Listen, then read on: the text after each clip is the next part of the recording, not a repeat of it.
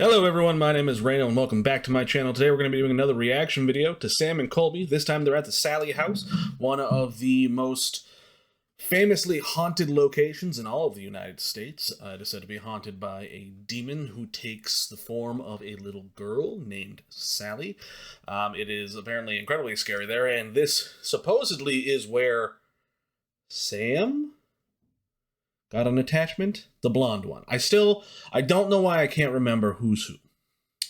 But one of them gets a supposed attachment here, at least according to a comment that I got. So I'm very excited to see how that comes about. Things that we're going to be on the lookout for. Triple knocks, scratches, possible poltergeist activity, and overall general spookiness. But before we get into it, I would really appreciate it if you guys could hit that like and subscribe button. It lets me know that you really enjoy this content and you want to see more of it. My hope is to eventually get to at least 1,000 subscribers and then go out and do an actual paranormal investigation at one of the many haunted locations in my town. So if you want to see that, hit the like and subscribe button down below and let's get it. Mainly by men who experience being scratched. Did you scratch yourself right here? I'm not even kidding. Be very careful with what you ask it to do. You could essentially be bringing something to the surface that you can't get rid of. Show the world right now that you can cause some damage if you really wanted to. Holy shit! Fuck! Oh, Sallie, is this you? Yes. Oh my! 3, 2, 1, Sallie, go! What? Fucking way. There's literally blood on my finger. There's definitely something in this home, and it's something that shouldn't be taken lightly. This calls me a liar. The Sallie House is breaking up our friendships right now. What is that? What is that? What is that? So you believe me? What do you think? I don't know who that guy is. I don't think he's a believer. I don't think he is. I think he's playing it up for show. But not really, no.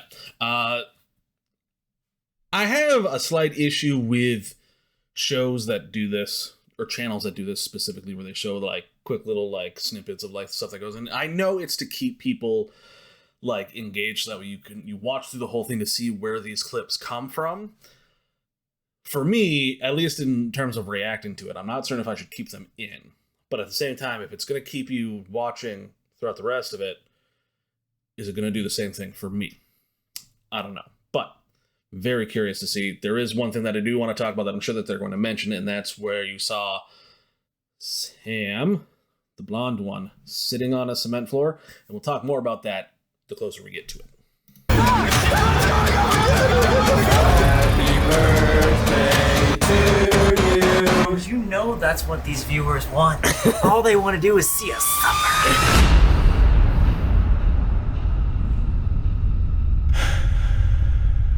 What's up, guys? It's Sam and Colby. Right now, we are officially alone.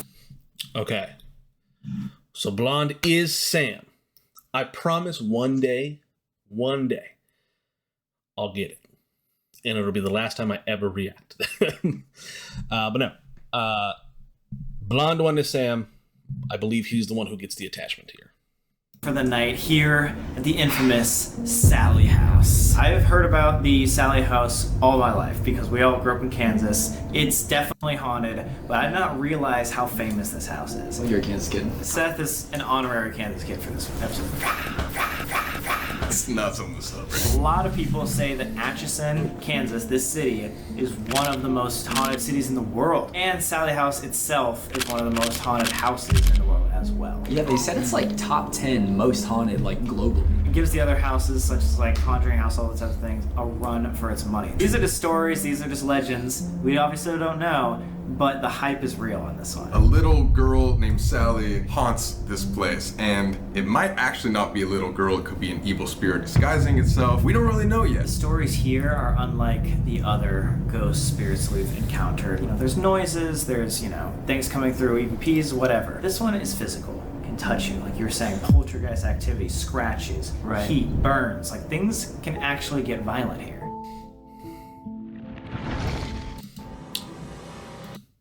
So I will say something that we're going to keep an eye out on for the scratches is when they bring them up, we're going to be looking very closely at where they're standing in the room and if there's anything around them that could have possibly caused that scratch. Did they brush up against a door frame or up against like a shelf or something like that that might be behind them that they didn't notice at the time? So we're going to be keeping a close eye out on that, because a lot of times people will say, oh, I've got a scratch or something like that, or we're going to see them do like this, right? And maybe what's happening is there might be like a shard of sand or something in their shirt, or just them scratching through is enough to get the scratch to start forming on their body. So we're going to keep a close eye out on that when they bring up things like scratches. 500 feet on your right. One of these houses is the most haunted houses in all of America. 2 more houses. 1 more house, I think it's that one. 508 right there. Ooh. Same as the Velisca. Hey, there's Sallie. That's Sallie? Guys, we are here at the Sallie House. We are about to meet the Chamber of Commerce. This is the company that owns the Sallie House. They're going to give us a rundown on the story before we investigate. We're literally like in a neighborhood. Holy. Dude, but look at this aesthetic dead tree. Is owned by the Chamber of Commerce, and I want to go into that real quick. So basically what that means is this house is not privately owned. It's actually owned by either the state or the city government. Most likely because of all of the stuff that has happened here. Could also be a historic building as well. The house might be old enough to qualify for that, and just nobody wants to own it outright or pay for the upkeep of it, so the city or the state will step in to kind of take over, and then they can set up things like ghost tours or just tours in general of the building to try to generate a revenue for it. So either the city or the state, most likely it's the state, is in charge of this house. So they can go in and people can request like, hey, I'd like to go in and do an investigation, and you probably pay some sort of fee to go in and do that. How much that fee is, I can't tell you. It's growing leaves, Nate. Are you judging the book by its cover again, Nate? It's kind of fucked up. I'm sorry, guys. Okay. Let's go into the Sallie House. Here we go, guys. Oh, it smells haunted. Oh my god. A little musty in there. Yeah. Whoa. I hear people catch on fire in here. Is that true? What? No. They get scratched. Get scratched. Whoa. Men get scratched. Oh! So that means 3 of us. I was going to say, I don't think I've ever heard of anybody catching fire in this house. I also don't know if it's men specifically that get scratched. It might be. It might have just been the original owner. It was a husband and a wife. It might have been just the husband who was getting scratched. But yeah, I don't recall anyone ever being lit on fire here. Which I'm curious to know where he heard that. Have a lot to worry about. Wait. God, I am so. Yeah. I'm ready. All right, cool. Are you ready? Yeah. Seth, you ready? Yes. Oh, they're silly. Yeah, that's fun. I mean, that's safe. All right, guys, we are here at the infamous Sallie House. Before we get started, we would love to hear a little more about the history, and if you could just introduce yourself to the viewers, that would be awesome. Hi, I'm Mary Jane. I'm the event coordinator for the Chamber of Commerce and the manager of the Sallie House. I've met Sallie. She's nice to me. You met her? So you have had paranormal experiences here. I have. Okay. I see. Pretty cool. I see. Well, to catch everybody up to speed, could you kind of give us the rundown of why this place is haunted and kind of the history behind it? Sure, I'd love to. The house was built in the 19th century, and back then, Mom and her 6-year-old little girl came beating at the front door. Her daughter was having terrible stomach pains, and the doctor lived here. They let them in, and they said, well, her appendix is going to burst. They put her on the table and gave her some anesthesia, and he started cutting on her stomach because she was in terrible, terrible pain. And they didn't wait long enough. They couldn't because her appendix had burst. Oh, really? And they didn't wait long enough. She died on the operating table. Oh, and man. she was still awake. And Okay, so the scene that they're using in the background is very, very dramatic, but that was actually very common practice. So the concept of a doctor's office, relatively, not new, but relatively, we're relatively new in the aspect that everyone just goes to the doctor's office. It used to be you would either you could go to the doctor's house, or you would call the doctor personally and say, hey, grandmama's sick, can you come over and take a look at her? And the doctor would actually come out to your house and look at them. And if they had to, perform an emergency surgery or something like that, they could do it in those locations. At the time, your survival rate was 50-50. You either lived or you died from it, because sterilization, that is a relatively new thing, at least in human society. But yeah, this in the background here, definitely not. It wasn't like a mad scientist, like, oh, we'll have plastic tarps everywhere. I don't know why he has plastic tarp over the thing that he's working on right now, because that's just going to cause more blood splatter and stuff like that and obscure his view. But like, hey, it's spooky. But yeah, people would go to the doctor's house and be like, hey, my child is sick. And that was a perfectly normal thing to do. Nowadays, you have access to things like urgent care or the emergency room, and you can just go there instead of having to go to the doctor's house itself. The last thing that Sally seen was a man, a doctor. So that's why she hates men? Yes, definitely. That's what we think, yeah. Because she hasn't done one thing to a lady, a woman, or any of their kids or nobody. It's just like men. The other day, probably a month ago, I was here with some friends, and we were in the kitchen, actually, and all of a sudden, we heard this, and you was running on top of the ceiling. This guy said, well, what's that noise? Oh, that's Sally upstairs running around the hallway. Oh my God. And I'm like, seriously? I said, yeah. And then all of a sudden, we heard it again, and she ran back to her room. Sally does have a favorite toy up there, and hopefully tonight she'll let you guys play with it, because it'll start talking out of the blue. Wait, what? You've witnessed this as well? Yeah. Oh, God. Actually, the people that was in here yesterday, yeah. Oh, God. Yeah. Just yesterday. And then, like, I'll be standing up or something, and all of a sudden you just feel something go past you. Feel it. Oh, So man. I just walked by. My co-worker was upstairs in the master bedroom, which is right above us. They had their little machines going, and it was very staticky. So he walked through the door, and he goes, oh, wow, this force is too strong. He backed out of the room. My co-worker thought, she walked through there, and all of a sudden it just like pounded. Like the force Oh my was God. pressing against her temples. Like a headache? Or No, it was was just it? pressure. It was like a... And that is actually a big thing when you are going ghost hunting or ghost investigating, whatever you want to call it, is your physical body and your physical surroundings can change. And that's something that you need to keep an eye on, because if you walk into a specific room and you're like, holy crap, it's night and day. Out in the hallway, it's light, it's airy, right? Like I can breathe well. The second I walk into this room, it's heavy. It hurts to breathe. It almost feels like there's this pressure kind of pushing down on you. And that can sometimes be indicative of a spirit in the room.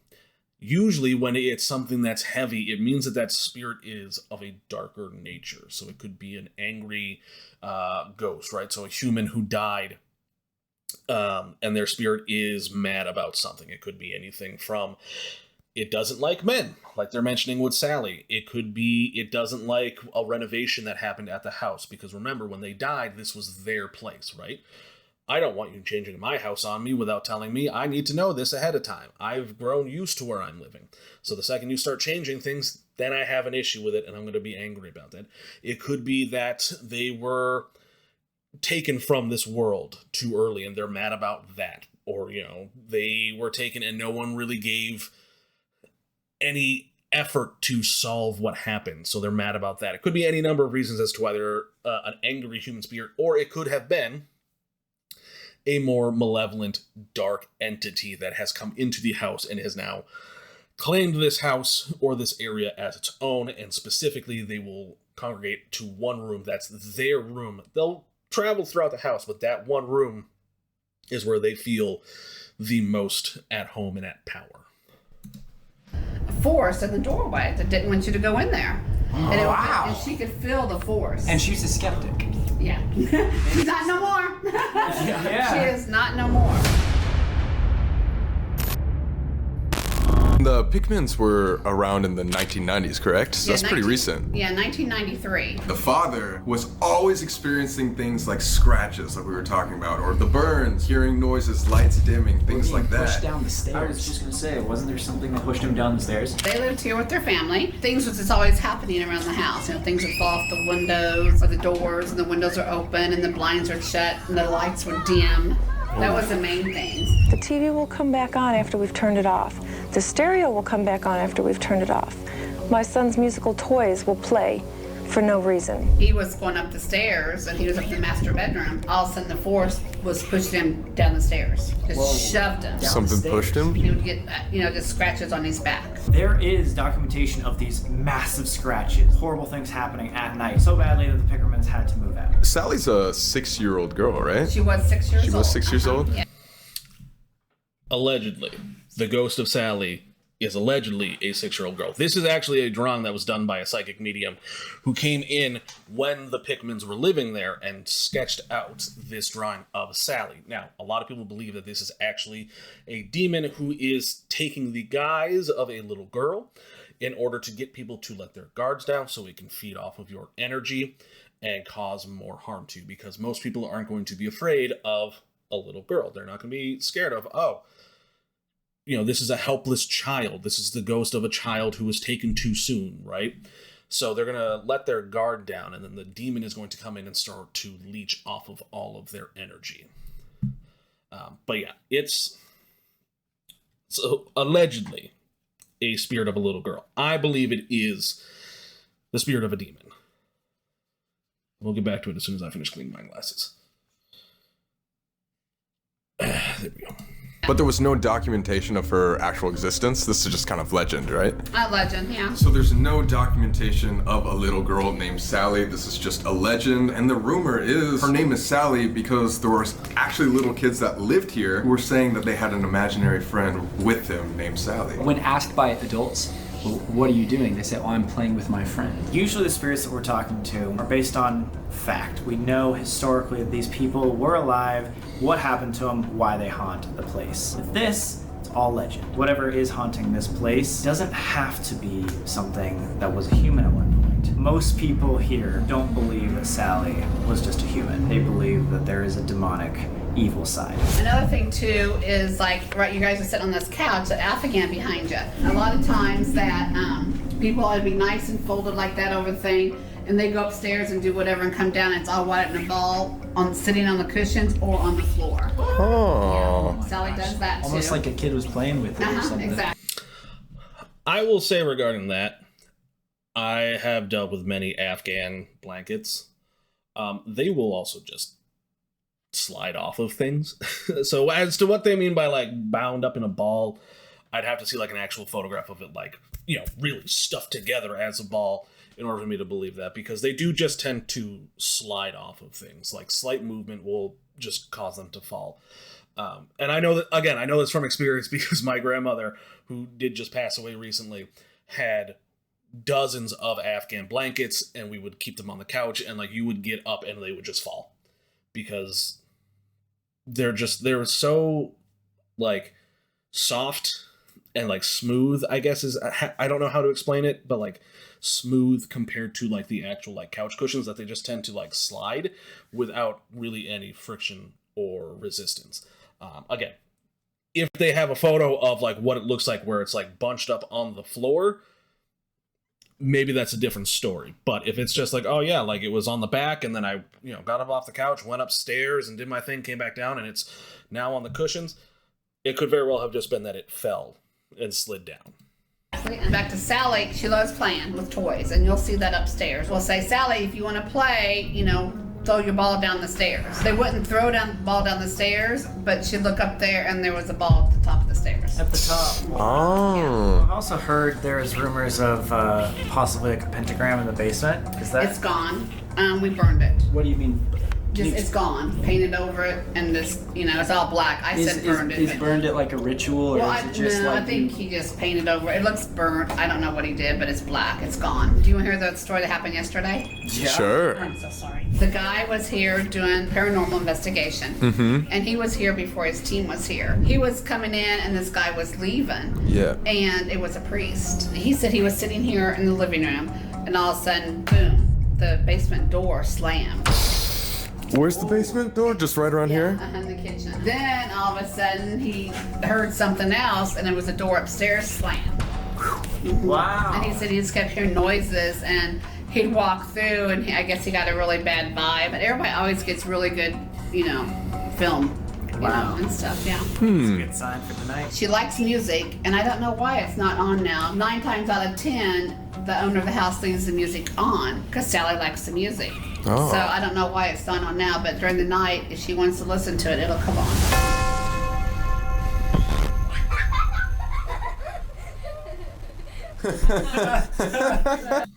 Okay, so I want to go back to a little bit of what you said about the pentagram on the floor. That is where we saw that real quick clip of Sam sitting on the ground. in that little black spot. He's not the first person to have sat on it, stepped in it, laid on it. Pretty much everyone who does any type of investigation here will do that to try to elicit something. I don't know specifically how well, like, placing a pentagram and then getting rid of it, whether or not that actually does anything, or whether or not it has an effect on anything. Like, I personally don't know if you put down a pentagram, if it's just right there is marked forever, or if it's like, I do my ritual in the pentagram, and then it's just kind of there, and if I get rid of it, that's fine, like nothing matters anymore. But I'm curious to see what's going to happen with Sam in that spot down there later on. As for the toys, those can be what are called trigger objects, so you can bring objects into certain locations that might sort of get some type of interaction from this spirit, right? So let's say you're going to a location where the person was shot and killed, right? You can bring in like a toy gun, or, you know, a old era pistol, right? If it was from an old era where they were shot with like a specific type of pistol, you can bring those in and use that as a sort of energy giving object to get the spirit to respond to, right? Because they're now being, you know, quote unquote triggered by this item that killed them. So in terms of the toys, because Sallie is a demon who's masquerading as a little girl, she's going to try to do things that are going to make you think that this is just the spirit of a child. Like play with toys. Kids love music. If you have children, right? If you have toddlers, put on music and they're gonna dance immediately. It's just something that humans like to do. Little kids especially. So she's going to play music because Sallie likes music. She likes to listen to it. She, you know, she's a child. She likes to dance and just groove around and stuff like that. All of these things are trigger objects. All these things are triggering the spirit and is giving the spirit more energy. Tony was standing about right here where they was pushing him over. Sallie, you got company. Sallie, we don't mean to scare you. Thanks for having us, Sallie. Be nice. This is her room. Sallie, you want to play with your toys? Sallie, if you put your the toys on a circle or something and then come back later, they might be moved. Oh. So you guys need to do that after a while. Is Sallie a Chiefs fan? I hope so. Yeah. Let's go. Nope. Sallie's definitely not a Chiefs fan. I'm going to say Sallie is...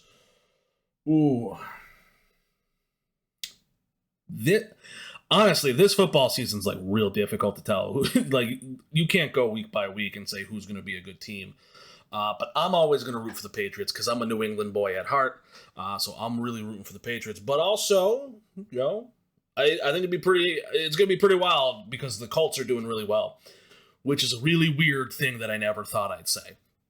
But yeah, one of the original claims from the family that I mentioned earlier is that they had like a shelf of like stuffed animals for their child, and they had left the room and went downstairs and done something, and then they heard some commotion upstairs, not like someone breaking or anything, but they heard something happening upstairs. They went upstairs and all of the toys were on the floor in a circle. And that scared the absolute bejeebus out of them, as it would any parent, to be completely honest, because the kid was with them downstairs. So, again, they are playing with toys. Now, the fact that they're going up there and they're saying, hey, Sallie, you've got visitors, we're here, blah, blah, blah, like all this other stuff, they're actively interacting with Sallie. That is another way you can give a spirit energy. Simply acknowledging it is enough of a way for it to start getting energy from you. And in this case, because you're doing a paranormal investigation, you want that. You want them to have that energy so that way they can manifest themselves in some way, shape, or form, whether it's a full body apparition, whether it's poltergeist activity or EVPs. You want them to have that energy. What's Sallie? This is a spare bedroom. Spare bedroom? Yeah, and I've never felt or heard anything about this in here.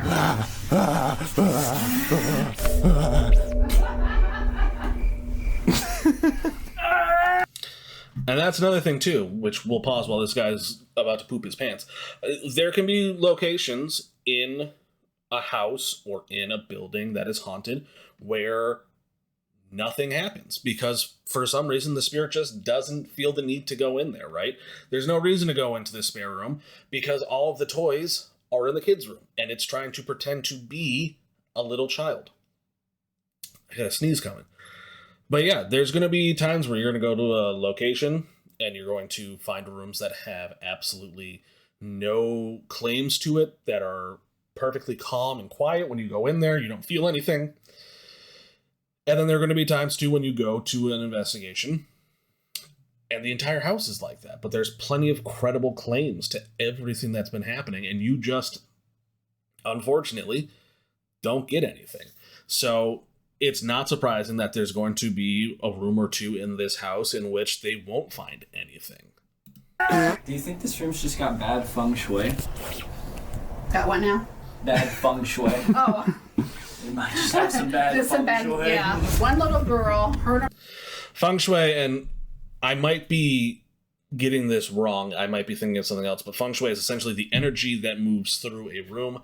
And usually you would have your room set up in such a way that the energy can flow naturally, right? So having things like dressers or bedside tables or chairs or beds in certain ways makes it so that way the energy of the room does not flow properly. And some people believe that that can lead to spirits using that negative energy to do things. As to whether or not that's really the case, I don't know, because feng shui is, I believe, a very deep, like, Chinese belief. And I have never really looked into it that much because I am, as you can tell, very white.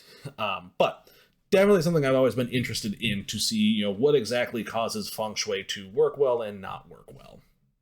Mom and Dad was touring up here, and the little toddler girl disappeared. Couldn't find her. And they walked up here, and they heard her talking and opened the door, and she was in there playing and talking. And they go, you know, who are you talking to? And says, my friend right here. There was nobody there. Oh, God. Let's just close this real quick. So, why would you bring a toddler on a tour? I'm wondering if when she said tour, it was like a house tour, like, hey, like, this place is up for sale and they're gonna come in here. Like, if you're a parent and you bring a 3-4-year-old onto an investigation, I gotta question your parenting skills. And this is coming from a parent. Like, I've got a son, he's 10 years old. I want to take him ghost hunting with me, but I don't know if I should at 10 or if I should wait until he's a little bit older, right? But at the same time, I can kind of see why you would bring a 2 or 3-year-old around, because they're going to be more in tune with, like, the spiritual world, right? They're going to be able to be like, hey, this is my friend Sally, and by all means, they should know who Sally is, right? This is an imaginary friend that they've suddenly got named Sally.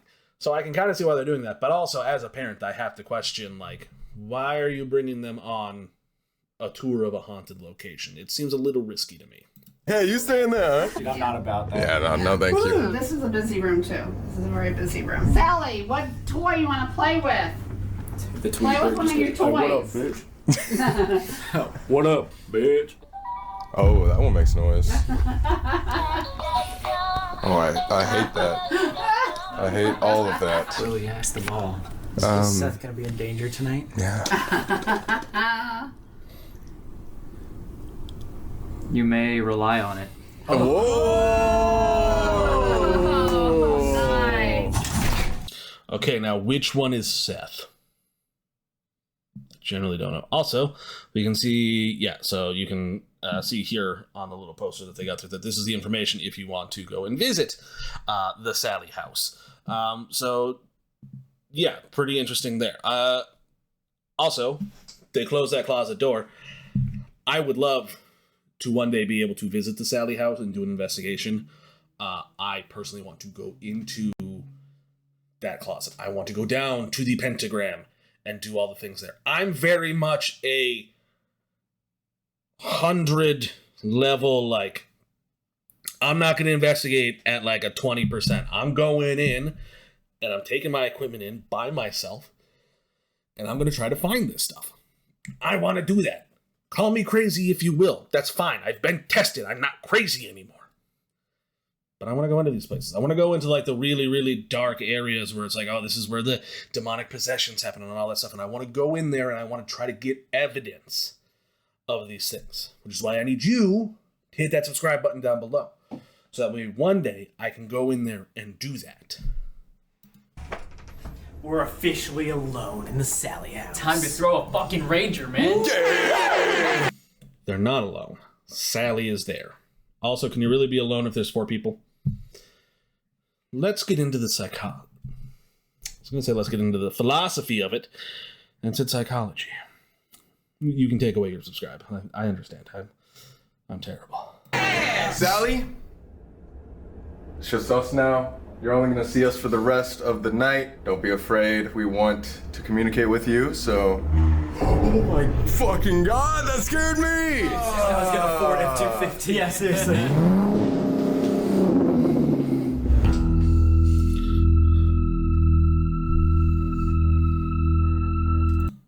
Okay, so they're bringing in a medium, which I'm very curious to see how they're going to do things. I have gone on record before as saying that I find psychic mediums to be a little on the sketchy side. A lot of times, the second they bring up, hey, you know, if you pay me to do something, right? Like, oh yeah, like come in for a psychic reading. It's $20 for me to read your tarot cards.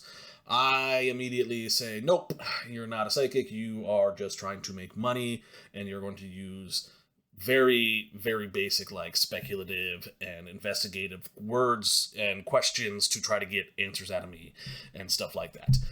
If they come in and they, you know, don't try to sell something, or they don't say like, hey, buy my book, blah, blah, blah, check out whatever, I tend to give them a little bit more credit. I'm still iffy on them because it is the modern day and I know that everyone needs to make money somehow. But yeah, that's just my thoughts on psychic mediums. So let's see what this psychic medium that they're bringing in is going to do and what they have to say. I'm Marie Jackson, paranormal investigator from Kansas City, Missouri, best known as the Ghost Girl from KC, or the Black Pendulum is what they call me. Okay. I was contacted to come out here to do an investigation. That is a cool name. That's a cool name. The Black Pendulum's a pretty dope name. I'll give her that. With these amazing guys. Hey! Have you been to the Sallie House before? I've never been to the Sallie House. Never! Do you know the story of the Sallie House? I do know the story. You do? Yes. Okay. And there, as well as another thing that I have to take pause with, I want them to bring in psychic mediums who don't know about the location that they're going to, because that's going to give more credible evidence to say, hey, like, we're going to go into this room, and they're going to say, this is where such and such thing happened, this is where such and such ghost likes to appear, all those things. If they know ahead of time, they're going to be able to either act like they, you know, are seeing something, or they're going to have the power of suggestion already in their mind. So, again, I take everything that psychics say with like a very big grain of salt. And I know a lot more stories than what is posted, actually.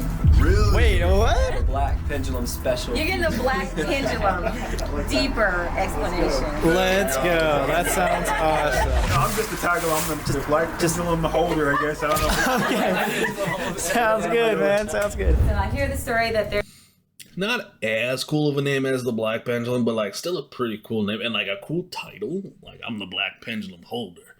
Like, he keeps her at bay from the spirits, right? Like, she's gonna kick their ass, but he holds her back, you know?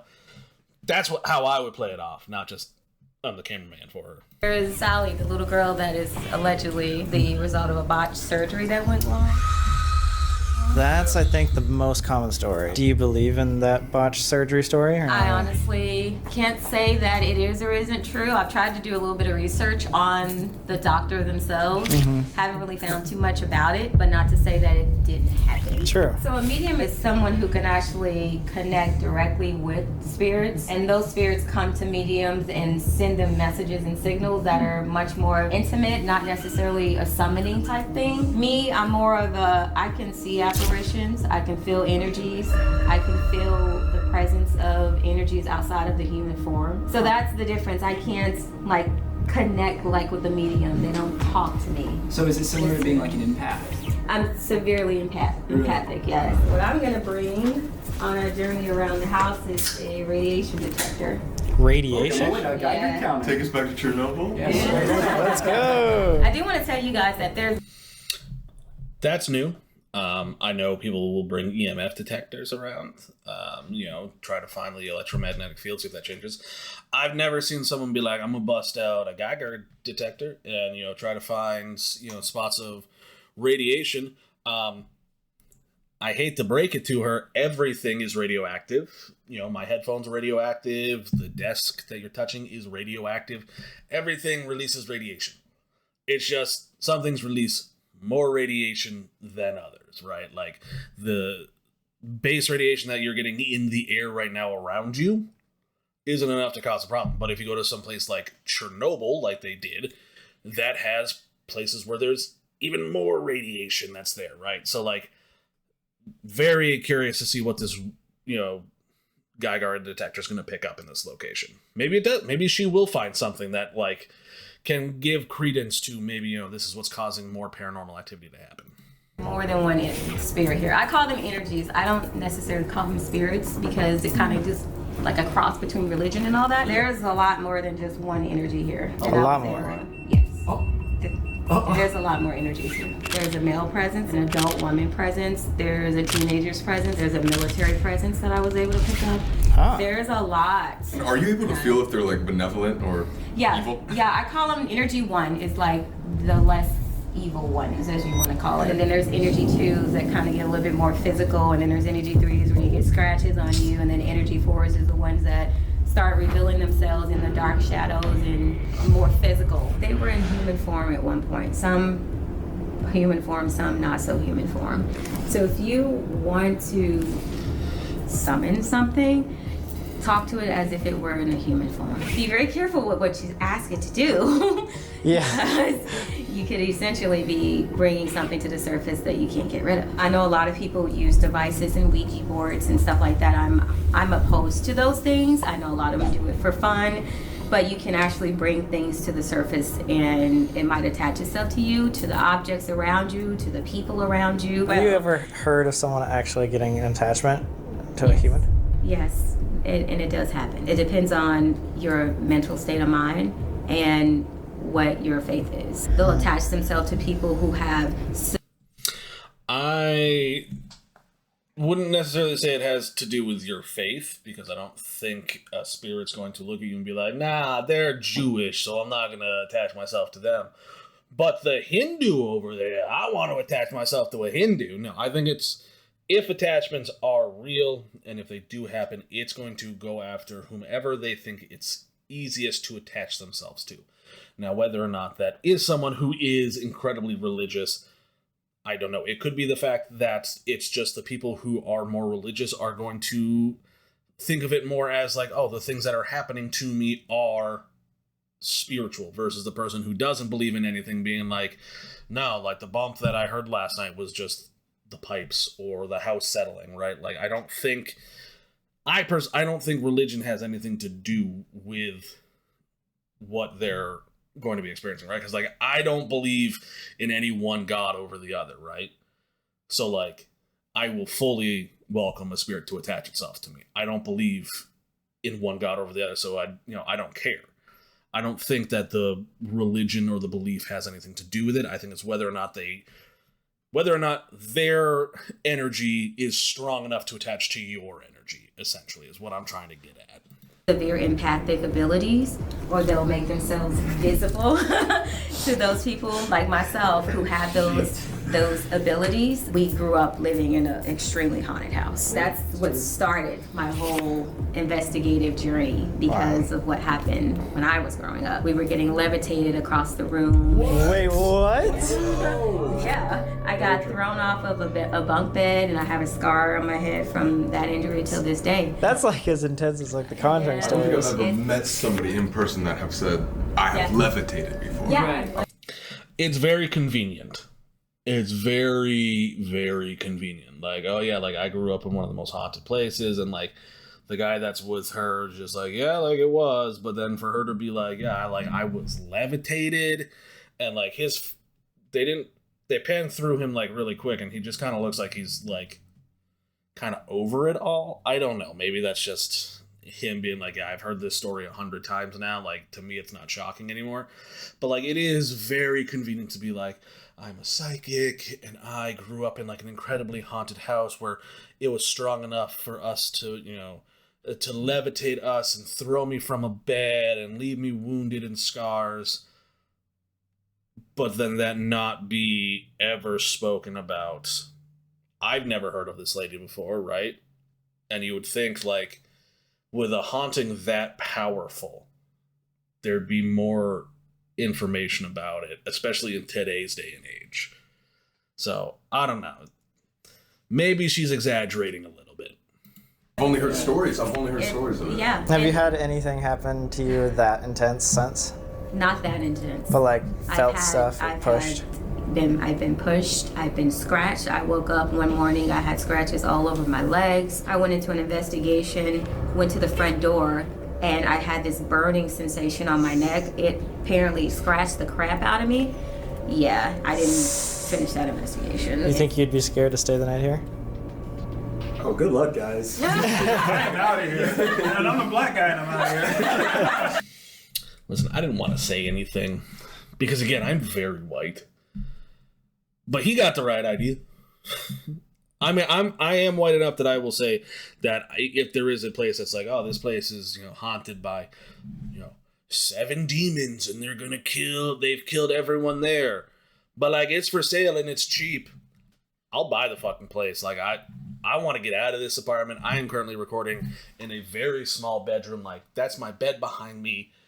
You know, like, I can't even put, like, a green screen up behind me because I have no room to store a green screen. I'd like to get out of this place. And if that means moving into an incredibly haunted building, I'll take it at this point. I would be a little afraid. Yeah. Yeah, just because I know what's here. Apparently this is the room where the operation would have taken place. Oh. Okay. Yeah. Like, oh, paranormal.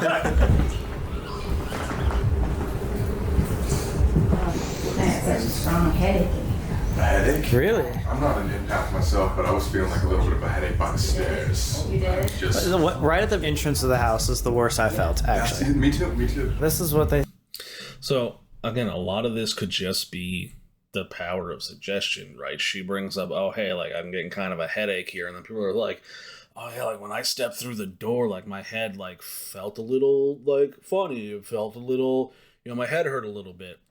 Meanwhile, each and every single one of them is currently chugging a Bang energy drink, which, like, trash energy drink to begin with. Gotta go for a white monster, always. But if it's just like a quick little thing, it could very well just be your body being like, hey, I'm thirsty. Give me water, please. And to that, I gotta ask you, have you had any water today? Take some water. Unclench your jaw. Do a little stretch, right? Get yourself moving a bit. You'll feel better, I promise. I think she would look like drawn from the depiction of the person that actually saw. You guys getting any weird feelings anywhere in the house or not really? I felt the butterfly thing. Yeah, there's an energy 4 downstairs. Energy 4. Very strong energy. That means I'm gonna take 4 steps back. Yeah. Doesn't really have... I'll take 4 steps forward. Bring me to the house. I'll go right downstairs. Lights off.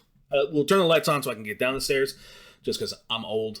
If I fall down those stairs, I ain't getting back up. There's going to be another ghost haunting this place, and I'm going to be pissed because you didn't let me turn the lights on to get downstairs. But once I get down, you know, to the last step, we can turn our lights off, and I'll just do my thing.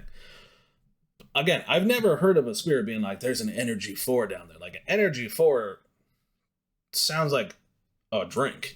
Like, yeah, let me get an energy 4 from the gas station, right? Like, it sounds like a generic drink to me. But, again, this is all her. Like, I'm not trying to, like, bash her or dismay her or anything like that. She seems like a very lovely lady. Anytime someone says that they're a psychic medium, I can't just be like, yep, they definitely are. Like, I need to see, like, real proof of it. And because she knows this place, she knows the stories of the place, she's done research on it, I can't take what she says without thinking, like, is it really you're sensing this, or is it like, oh, I know that shit happened down here, so I'm gonna say shit happened down here, right? Like, do you guys know what I mean? to do with the Sallie story, but people that have owned this house over the years used to do demonic rituals down there. The interesting part about a lot of these houses in this area, they used to have what was called the satanic panic, something a lot of people got into when they were doing these seances and rituals, summonings of spirits and entities.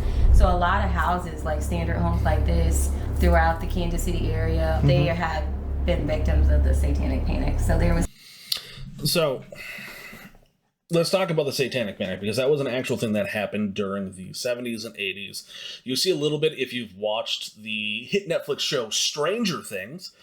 They mentioned it in like the most recent season, not the new one that's coming out this year, 2025, but like last season, they show like the satanic panic. It did strike communities very hard, and a lot of the times it was just because people were doing things that weren't necessarily, you know, a Christian or a Judaic or, you know, established religious practice, right? Sometimes it would just be people who practice an old pagan art, right? They would be like, that's satanic because it's not something to do with the Bible. A lot of it was people who would go out and play Dungeons and Dragons. There was a big fear that when you were playing Dungeons and Dragons, what you were really doing was summoning the devil and summoning the demon. The whole, you know, 30 people sacrificed by satanic cult and like all these things, those are all baseless accusations. I've never found anything that was like, yeah, there was an entire cult of people who slaughtered all these people, because that would be, to this day, still national news, right? People would still be talking about it. We talk about the infamous massacre in Waco, Texas, right? With the cult that was down there, and the FBI burned down the entire church and killed them all. We talk about, what was his name? Massive cult leader brought all of his followers down to South America and made them all drink Kool-Aid that was laced with cyanide, and they all died from it. Except for him, he shot himself because he saw how painful the death was, and he was like, I don't want to go through that, so he, you know, shot himself. We still talk about those things. So if there was actually, you know, 30 people sacrificed in a satanic cult, it wouldn't just be like, we wouldn't be calling it the satanic panic. It would be something bigger. So yes, the satanic panic was a thing. Most of it was all baseless accusations, witch hunts, if you will, right? Communities, small communities like this would have been some of the more largely affected places, because it's a small town. People are going to start spreading rumors quickly, and stuff like that's going to happen. Whether or not this house has had any satanic rituals actually done in it, couldn't tell you. We'd have to go back. We'd have to be able to see all the stuff that's happened there. Was there allegedly a pentagram? Yes. Is there any documentation of that pentagram, like photographs? Not that I've ever seen. Just the black spot where they've supposedly painted over it. No, never actually seen the actual pentagram itself. So yeah, the satanic panic was, again, a thing, but I don't think it really has anything to do with the Sallie House itself. This whole thing where people couldn't sell their houses because it was so haunted. But there's a very, very strong energy presence, energy for at least, that is in this area. I was hoping that this would go off, but they can be very manipulative. They manipulate your equipment, manipulate everything. They're very strong. They can also form themselves as other entities, correct? Like a youthful energy? They could. Like disguise themselves? They could disguise themselves. Yeah, one theory was Sallie isn't really a little girl. Right here was where we felt. Yeah, this to me, this staircase area is like the weirdest part. Oh! Yo, are you fucking on it, bro? Alright, no. Wait. I'm gonna stand over here. Okay, we're good. Thank God. There's a woman up here. Yeah, I thought the press. A woman? I set all this up, don't worry. This thing was going off earlier, but we don't know if it was just like a motion. Like a motion thing? Okay, yeah, it might be motion. There's like a woman's presence up here.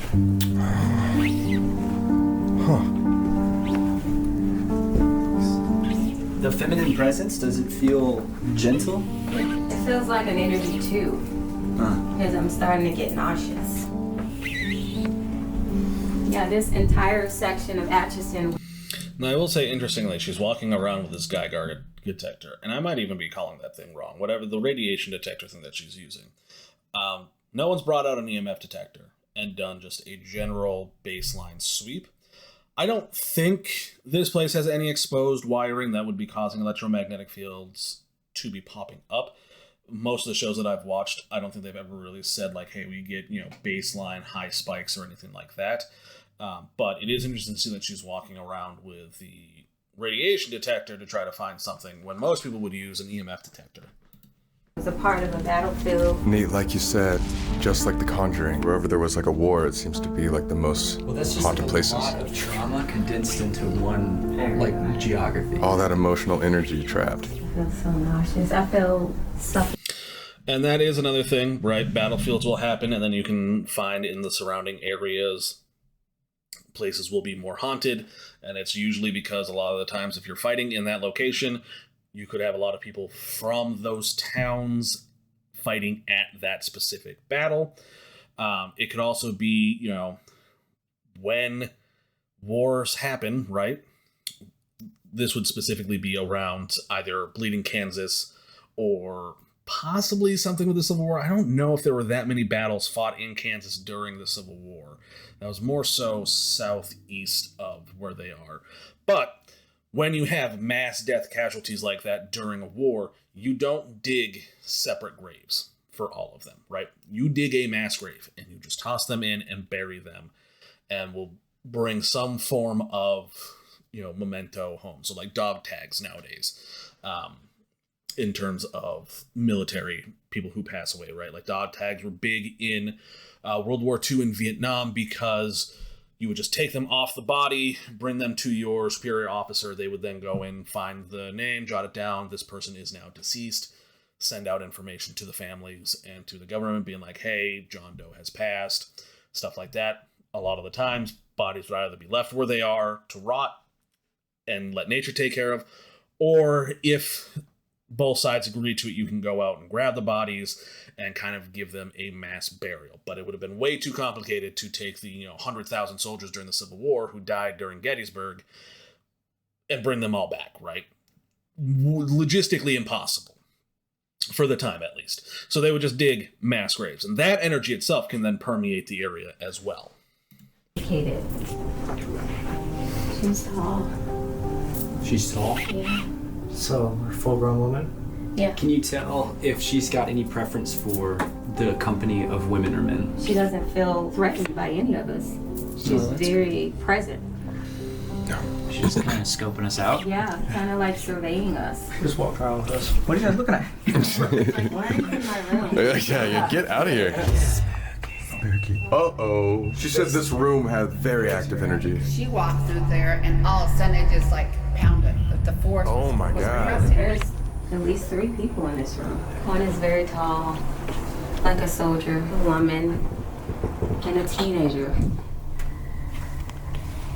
this is just a regular stuffed animal. There's no wires or anything in it. There's definitely something going on with her. Yeah, that went up to 40. It must be somebody's favorite. Huh. Yeah, that one specifically. Oh, almost 40 again. Yeah. Wow. Oh my God, She's haunted. Yeah. She's haunted. This is the haunted that dog. specific dog. The one girl was playing with. Again, I've never seen someone use a radiation detector to confirm hauntings. So it's fascinating that this is happening. But also, like I said earlier, everything has radiation. Everything gives off radiation in some way, shape, or form. Why it's beeping at 80, I don't know, because that's not dangerous, right? Like, that's probably relatively safe. It's not like if I carry that doll around, the doll itself is going to radiate enough energy to poison me, right? I'm very confused as to why she's using a radiation detector. I'd like to see if someone had an EMF detector, if they could put that next to it as well and see if that picks something up. Then you have both forms, right? Kind of communicating to you to show, hey, there's something going on with this doll specifically. An imaginary friend in this closet. In this closet, huh? Oh my God! Kill it with fire! Jesus It's just a tiny little doll, dude. It's weird. You think about that? No. It's interesting. Why did my forehead go off? Like, does that debunk anything, or am I just actually radiated from Chernobyl? No, you're not radiated from Chernobyl. So then why did it go off on me?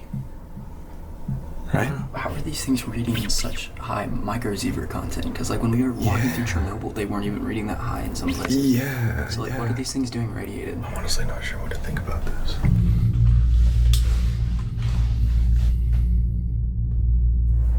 I feel so suffocated.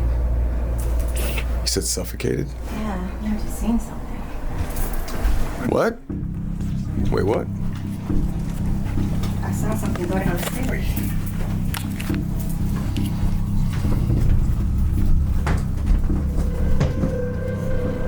I just curved around this corner. This is. You still see it or no? It was black. You said like it's usually like a number 4, right? Yeah, number 4 is you can see the dark shadows.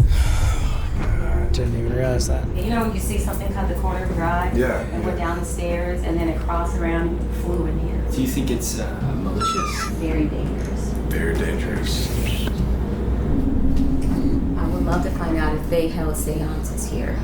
They have. I think it's almost proven. Yeah. That door's opening behind you. Did you do that? Did you do that? I did. Did you see? Yeah, I saw it. Okay. Get that? That thing just creeped up. Hang on. Because they gave us it said to watch the door. So let's go back and let's actually watch this door. They have. I think it's almost proven. Yeah. That door's opening behind you. Did you do that? Did you do that? I did. Did you see? Yeah, I saw it. Okay. Get that? That thing just creeped open. I don't know if you accidentally touched the back of it. I didn't. This thing just creaked open So I'd like to see what that note says. Yeah, I was gonna say, can we try that one more time? Let's see if this Just open and then close. Yeah, close this.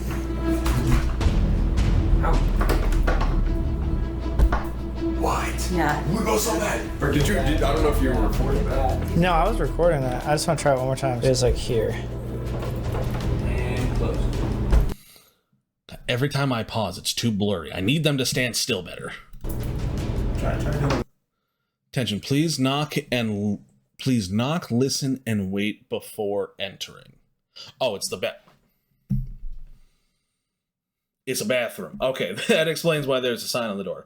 I was wondering what these two doors were leading to, and my initial thought was that they are connected in somehow, so when you shut this door, it might create a draft or a vacuum that causes this door to pop open.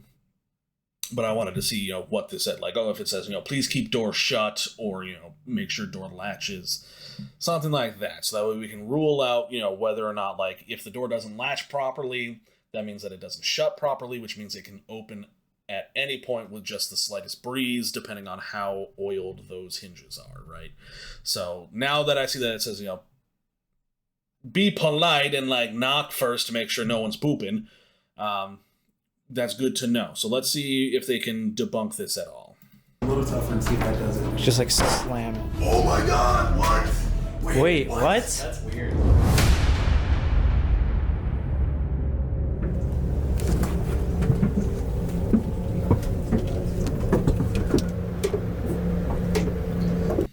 So this spot right here is where the alleged pentagram was. And they say that they painted over it, burned it, they destroyed it in some way, shape, or form. This is where they say that, the spirits come from, right? So I'll be interested to see what they find here. A lot of times, people who go and do investigations here, when they film here, they will lay down in this, they'll stand in it. We saw the clip earlier of Sam sitting in it. So very interested to see what we get here. Also, in a basement like this, you do need to be careful because you're going to hear, things like the HVAC system kicking on and, bumping and bucking and stuff like that. I would keep an eye out on these things here, right? If you see these moving, go check for drafts coming from up here.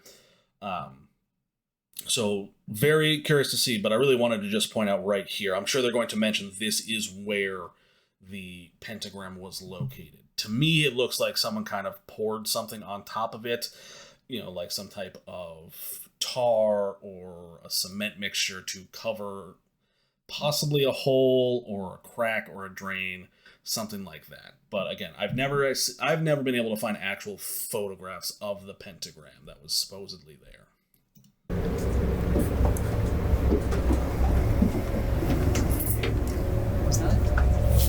You're joking.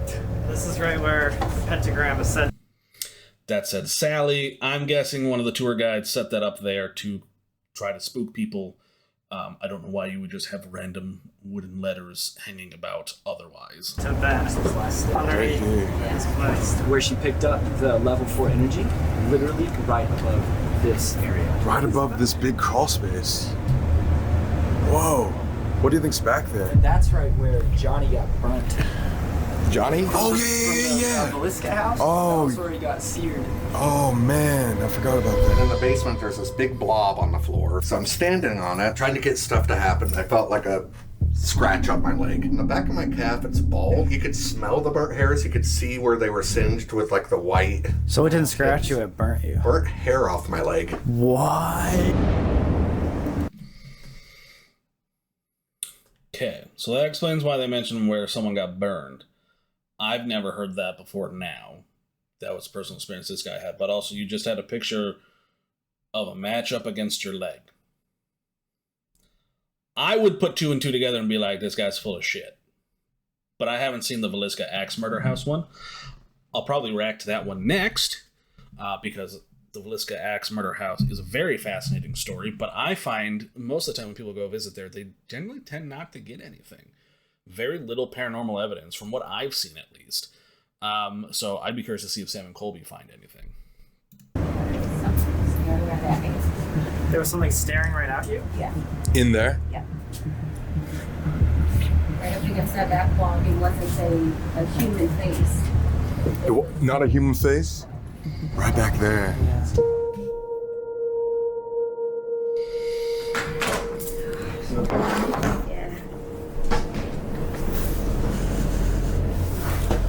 What are you feeling?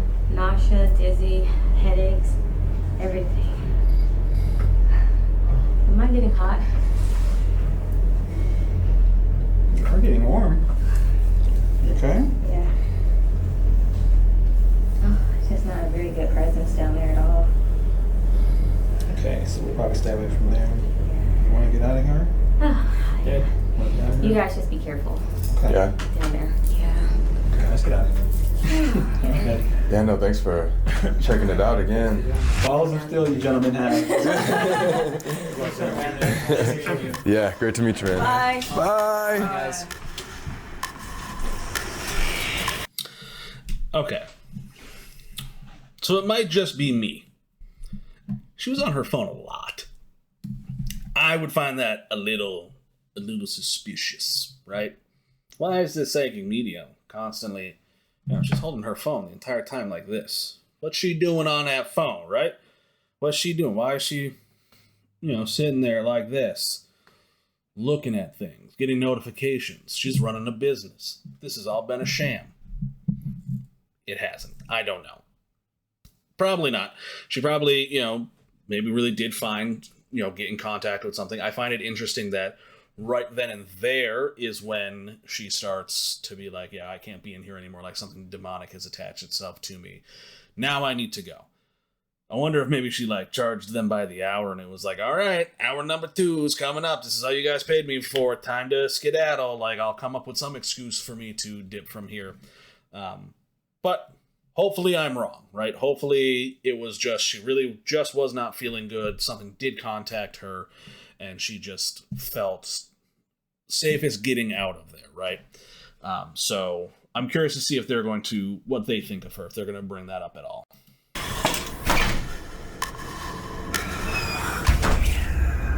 We're going to that basement. We're going to that fucking basement. She came in here and dropped a bomb on us and just left. Bro, she goes to the basement, gets a wicked migraine and says, see ya. It's interesting because everybody's like, there's probably only 3 spirits here, like a mother presence, the daughter, and then maybe just something else. So she was like, there's multiple soldiers and there's an evil entity and a shadow figure again. Why does everything have a shadow figure? I don't understand. I have no idea. This is like the Shadow figures are one of the easiest ways for a spirit to manifest. They can't come up with a full body apparition, but they can manifest in a shadow. There are also shadow people. Those are spirits of some sort that just appear as a shadow. They're usually pretty chill. They're not inherently evil, but they're not necessarily like a bad creature or like a good creature either. They just kind of exist, and like they'll see you and they'll be curious, be like, the hell is this thing? Like, we're gonna follow you around, but we're gonna keep our distance. And like, to people who have never experienced them before, like, yeah, it's gonna be scary because you're seeing a shadow move, right? Like, I shouldn't be able to see the shadow behind me, which I don't even know if I can get. There we go. You can kind of see it moving a little bit behind me, right? Like, if I'm standing still and all of a sudden I see my shadow move, or like a face that's a shadow poke its head behind me, and I've never seen that before, I'm gonna be terrified of it. And who knows? Maybe they take affront to that. Maybe they're just like, "Why are you scared of me? I'm just a dude, right? Or I'm just a spirit. Like, I'm not scary. Like, how dare you? Like, now I really am gonna be scary." But yeah, shadows can sometimes just be the easiest way for a spirit to manifest itself. And sometimes it is just, out of the corner of our eyes, we might see them. Who knows? Conjuring, man, it's like a evil entity that controls the basement. You said like ringleader? Yep. And I was like, freaky, man. The idea that there's like someone down there going like a entity in charge. Yeah. What if, though, this ringleader is sending out Sally, or something that looks like Sally, to lure people in and drop their guards so we can take them down? I mean, that's why we all had our dad. The ringleader could also just be Sally. All of these spirits could be a darker entity that is creating these different manifestations to get people to lower itself. Because sometimes that's all it is it's one dark entity that is strong enough to make multiple appearances, right? Multiple spirits show themselves. But in reality, it's just that one spirit. And it's going to do that because you might be like, nah, like, I'm not gonna like mess with like a little child who shows up randomly, but like maybe it's a little old lady and you're like, oh, she's sweet, she's coming to visit me, right? Maybe it's gonna take the shape of like your grandma who passed away and something like that, or maybe it's gonna be like a soldier, right? You're very, you respect the veterans and the people who have sacrificed themselves, so they're gonna come up with different ways to try to get you to lower your guard, but in reality, it's all one entity. Against the wall in that closet, she saw like the bigger presence was watching us. Oh. You know what I mean? Like, what if that was like a setup? Do you know anglerfish? Those fish in like the deep sea. Yeah, they have the light bulb. The little light. And Yeah. It's just kind of like jigging us with Sally. But like the mouth is in the basement, dog. Whoa, dude, that's the craziest, Luring us thing in ever. with the nice little Sally ghost, and then boom. That is a very good analogy. Also, that's a very creepy face that I just paused on. Smash, surprisingly. But also, I did not realize until this year that anglerfish are like yay big. They're tiny. Finding Nemo lied to me. Honestly, I'm not gonna lie to you guys. When I walked in here, I wasn't feeling that scared. I was like, it's like haunted by a little girl. Like, meh. But after that conversation, we're gonna. It gets you to let your guard down. It's appearing as a little girl. You're not going to be scared of a little girl. You're going to be like, oh no, this isn't evil. Like, it's fine that I talk to it and communicate with it. Bam, then it gets you. Start upstairs. Apparently that's where most of the activity happens with Sally herself. We'll work our way down. Maybe we'll grow the balls of steel to go into the basement tonight. Everything telling us not to go to the basement, so what do you guys think we're gonna do? Leave a like. You have 5 seconds to like this video. If you don't, something bad's gonna happen to you. We're gonna burn this house down. And you have the entire length of this video to like this video. I am more accommodating to you, and I know that you're here for the reactions. You're really here for Sam and Colby, and whomever these two guys are. I still don't know who they are. I don't think I've ever seen them before. But yeah, like, if you could like the video, I'd appreciate that. That'd be great. Okay, that was a lie. Just please go like the video. Yeah, just like the video. I don't even know if I'm getting anything for Christmas this year, please. Seth is either getting 300,000 likes for Christmas or he's getting possessed for Christmas. Seth's fate is in your hands. Like it up. It's time to go upstairs and start the investigation. Oh, dude, I don't wanna. Are we gonna find a demon? good. Very doubtful, it says. It says doubtful. That's good. That's a good thing. But will we find Sally? It is decidedly so. Oh, Sally! Party! What's up, Sally? Alright, we got all the equipment. We got REM pod, cat ball, EMF, and what do you have? Music box. Let's get it. Let's set this. Okay, so let's go over the equipment that they've got. The REM pod is a device that measures electromagnetic fields as well as the temperature, and the lights will light up. It will make sound depending on what's happening. The closer you get to the REM pod, the stronger the lights and the beeping sound is. The temperature gauge does not tell you which way the temperature is going, whether it's getting hotter or colder. It just lights up if there is a temperature change. Excuse me. Cat balls are toys. They are toys that light up. I do not trust them. Honestly, they're very cheap. They're very, you can go out and buy them for like a couple of bucks. Their batteries will just die sporadically, and then they will just light up sporadically. So if you can get one physically moving across a flat surface that's been sitting stationary for a while, so it's not like on an incline or something like that, cool. That would be a great source of evidence. But just the ball sitting there lighting up randomly, I don't ever use that as concrete evidence that there's a spirit around. EMF reader, again, something that measures electromagnetic fields around the room. It'll light up the stronger the electromagnetic field is. Usually you would take this around the entire house to get a baseline and say, okay, it didn't go up past green, or if you have one that has like the digital like numbers or the number on it, it'll tell you, okay, I didn't get anything past 0.3 or 0.2, whatever, a very baseline. So that way when you are somewhere and you're asking for evidence to appear, right, you're asking for a ghost to do something, to manipulate the EMF reader, and it does light up, you can then say, okay, so we know it's not just the room we're in, it has a strong electromagnetic field in it. And the music box is a motion detector. So when you move in front of it, it's going to start playing music. Short, simple. Thing up, see if we can contact her. We set up a little tea party for a 6-year-old girl. I don't know if that's gonna do anything. Let's just see if she's at the tea party already. We're gonna find out. Oh. It was doing this. It's been doing this. Oh wait, I haven't zeroed it. What does zeroing it mean? Meaning like that's the the field that should. Okay. Oh, another. Wait, shit. what is it? Wait. Wait, what? Oh my god. What? This beeping's my jam. Yeah, I love the beeps. Sometimes they will also just go off sporadically. They're very touchy and finicky. So you need to use these to get like questions out and be like, hey, can you touch the REM pod? Awesome. Can you, are you a demon? If yes, touch the REM pod on this side. If no, touch it on this side. Stuff like that. You need to actually be scientific when you're doing this, not just being like, oh, it's going off. There's a ghost here. Wait. What? I've never seen a REM pod act like this before. Not like that. No. That pattern's so strange. The medium said there were multiple spirits here. And you said they're all at the tea party. I was gonna say, what if there's just multiple sitting here? You can hear walking. Huh? Listen. No. Do you hear that? Yeah, now I do.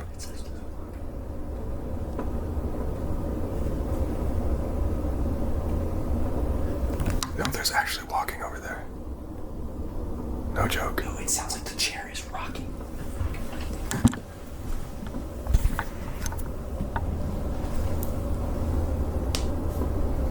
You hear that? Yeah. That was terrifying. That was a good throw. It's clear as day.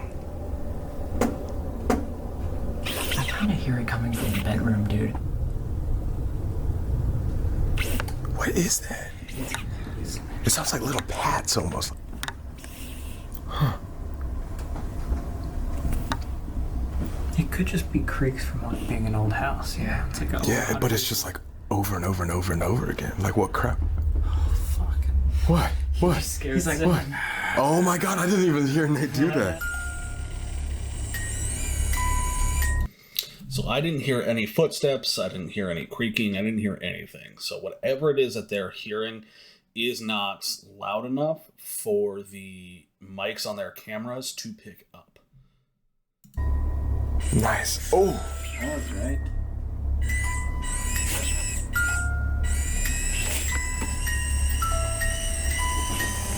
Whoa! That just sped up. That's like something coming closer. I'm trying not to. I don't want to fall down the stairs like Tony. If there's actually something right there, can you step away from me real quick?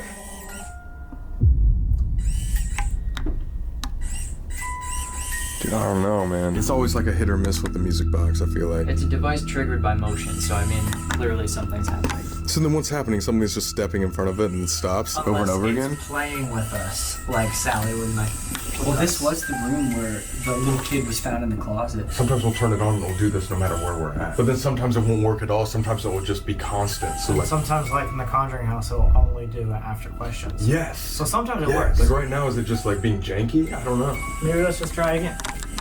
There could just be, you know, she said this was a busy room too. So there might just be like a lot of activity going on in there that's kind of just disregarding us. See what I mean? Now, look, it's chilled. So I feel like that first one was just... So maybe we just calibrate her wrong. If we hear it go off again, then we... Oh! After you said that. Now that one. See, that now I can't explain that. So I'm wondering, and I waited to pause it right here, if there is, when we look at this doorway here, right, you can kind of see where the carpet almost looks to be like there's like a thing here, right?